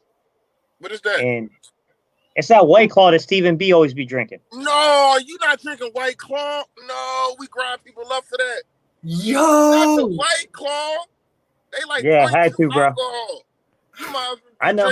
But nah, this one got 5%, but it got 5. Oh, my bad, 5%. Yeah. It got the whole 5, bro. I'm dead. If you drink about 20 of these, bro, you get a little bit of buzz. You trying to keep it light. Okay, you trying to keep it light. Nah, man, honestly, I'm more of I honestly prefer bourbons and stuff like that, but I can't be drinking bourbons on the live stream, bro. You get about 3 of those in you. You know what I'm saying? Hey, Jersey boy, shout out to you, man. Appreciate it, man. Hey, yeah. I mean, we work way better when I'm stable and I'm able to, sit here and really talk my ish. I couldn't really do that today. Anybody that's new to these lives we try to do them on Saturday as much as we can. It's not usually like this. I don't want y'all to think, and I was not going to go on. I told these guys, I'm like, man, I'm about to not go on. My Wi-Fi not working. I'm gonna have to be in a car and all that kind of stuff. And I told them I wasn't gonna go on, but we haven't been on for the last 3 weeks, so I had to make sure that I gave y'all something. I can't keep telling y'all and keep putting it on Twitter and keep putting it on my page that we going live and then we don't. That doesn't do justice to y'all. You know what I mean? And that's not the kind of man I am. I'm a man of my word, man. I stand on it. You know what I mean? That's the only thing I got in this world for is my word. You know what I mean? So it's not like this though. if y'all knew, man, shout out to y'all. It's really not like this. I mean, you talking, it's just like how them guys is right now. So I want to apologize to not only, everybody that's watching this joint, but also my two guys, man, because I know this joint look crazy right now, but I had things I had to take care of, man. It's all good. But listen, shout out to Daryl Roberts said best content on YouTube. We appreciate you guys. Like I said, this content is only as good when it comes to the live streams because y'all feedback, because we get in our conversations, we talk our talk, but you guys end up shifting us. There was no way we came on here thinking that we were going to spend an hour and a half on the offensive line. But when good conversations come up in the chat, it continues the conversation throughout the screen. So live streams are really off the chat's energy. So if your energy's up and you guys do it, what you guys get up for these BBPs. And we did leave you hanging for the last couple weekends. So appreciate you guys for coming in. Y'all hang with us for as long as we go. Most of you guys, the real ones. No, the Gate City. Shout out to Gate City. He held it down last week. I forgot about that. He held it down last week. Yeah, I said that in the beginning. All right. Well, I'm saying it now. What are you saying? Talking about, man? Hey, Gate, see what I mean, man? Do you see the bull crap I got to go through, man? Yo, I can't see you. I don't care. I'm just kidding. You hear me? That's all that count. Hey, listen, and you gotta do it like this, Mike. Can you see me? Hey, Steve, you want to get into? He said, "Hey, where's Bashir at? Where's Bashir?" Y'all know that was Bashir on here. I know I've been on and off. Did he come in? That's my early. I think he was in earlier today. Yeah, that's my little homie. What about Notion? Notion come through? Nah, I ain't see him yet. Whoa, you just said yet, Gates. So how much longer you going? Bro, not much longer, y'all. Hey, man, whenever you ready, just let us know, man. Hey, shout out to the people in the chat. And like I said, we definitely got some other stuff coming. The football season is going to start. And so, like Gate City said in the beginning, one of his members is to be in the Battle Birds podcast Facebook group that we're starting. And it's going to be good because when the football game's going, that group chat is going to be live, especially if things are happening. So we'll talk about that in the future. But yeah, we rock with you guys. You guys get it done. So some of the other things, guys, I'm looking into a mixing table so we can do a live call-in feature to the show. The problem is we have to have moderators to do that. So we'd have to have some of you. I was hoping Cara would be in here, but I didn't see her in here tonight. We're going to need some of y'all to potentially be moderators. So that way, because we won't have time to filter the callers before they get to us. So we'd have to have some of you guys actually moderate it. So you guys, if we can get people to do that, we can start taking the steps forward to actually create that, guys. Oh, that'd be dope. And it's another thing that I've been working on, right? In my free time, which is probably 2 hours out of a whole day, if that.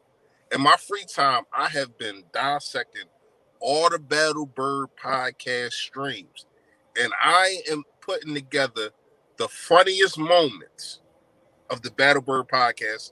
I'm talking about when y'all comment, when me and Mike and me and Steve, or when we grind each other up, y'all comments, all type of stuff, man. I'm putting it together now. It's going to take a little while because I'm doing this on my Mike and Steve ain't know about this. You know what I mean? I just thought about this probably a week ago, and I've been doing my due diligence, and it's some funny stuff. Y'all leave some funny comments, man. Shout out to y'all, man. Seriously. They definitely do. And there was a couple BBPs where I was lit. I'm talking about a whole fifth. My God. And best believe everybody, y'all know what's at the top of the list. Yeah, the fight song. Mike singing the Birds fight song. Oh my goodness, you know that's on there. It's some draws of me. I'm not going to be biased. It's some draws of me getting grinded up, my sound and all that. Yeah. We getting all that. Y'all gonna get all that. I'm just trying to figure out how I'm gonna give it to y'all. It's not I don't know how when after I break it down and I'm basically video screening it. You know what I mean? I don't know if I want to put it on a video on a page or if I just want to make a video and and then just put it I don't know what I want to do with it. Hey, that was for you, Gate. Real quick, I just wanted to get you that before he dipped. Be more careful, man. We appreciate you, dude. He said, at the end of the day, I always enjoy the stream. I'm feeling like Gate. I gotta go. Appreciate you, man. We appreciate you so much. Be more careful. One of my channel members. I don't think I got a chance to properly shout you out. Be more careful. I appreciate you being a channel member, man. Yeah, I think you guys froze again, guys. Birds fan 1717. We appreciate the $9.99 donation, man. Even though somebody, shout out to you, man. First time getting with you. Shout out to you. Definitely. I'm about to tell my boy I'm wrapping up that debt I owe you. I don't even know what that means. Guys, hang on. What the heck is our email address for Battlebird stuff, man? Y'all remember? Shout out to you, Jason Wall. But yeah, so it's about that time. Like I said, if you haven't checked the other person's channels out, all we ask you to do, we never ask you to force subscribe. We say go ahead and click onto their page, click that last video they did, and watch it. And you let us know. Appreciate you, Jason Wall. He said to drop a triple like on each of my homie streams. Facts. Appreciate you. Hey guys, so listen up. If you guys are interested in becoming moderators, just shoot us a message on BB Podcast 17. So BB Podcast 17 at gmail.com. Be like, yo, we want to be a moderator. Hey guys, we'll try to hook you up with something, for putting in time and effort and work with us. So because it'd be really hard for us to moderate it and handle everything at the same time. But that is something we're trying to work towards. I want to do a live call-in feature that way we can take the, the interaction to the next level, guys. Let's go. The top right dude is Gate City Sports Talk or Channel.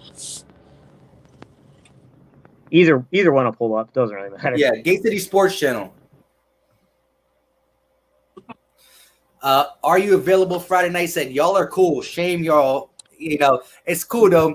He's just you wish chop it up with a content creator that you can always join. Listen, you like the Sixers.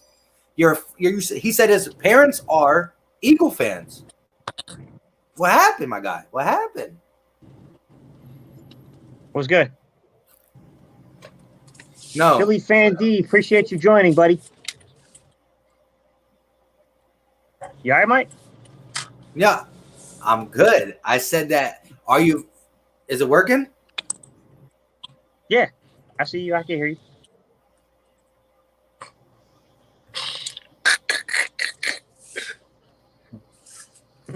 No, I was saying, are you available? Huh? You sure you good? I thought you were going to continue talking. I said, are you available tonight? Is a Cowboy fan, but his parents are an Eagle fan. I said, what happened to him? That's what I was trying to say. Oh, okay. No, it's like you paused and like you got like really blank in the face. I thought you saw a ghost or something, bro. No, because you keep saying, are you good? And I think you're going to continue, and I'm just trying to listen to you. But yeah.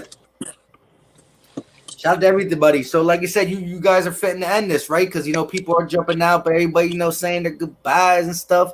You got anything you want to finish with? Gate, Fresh, chat. Hey man, once again, I appreciate everybody stopping by, man.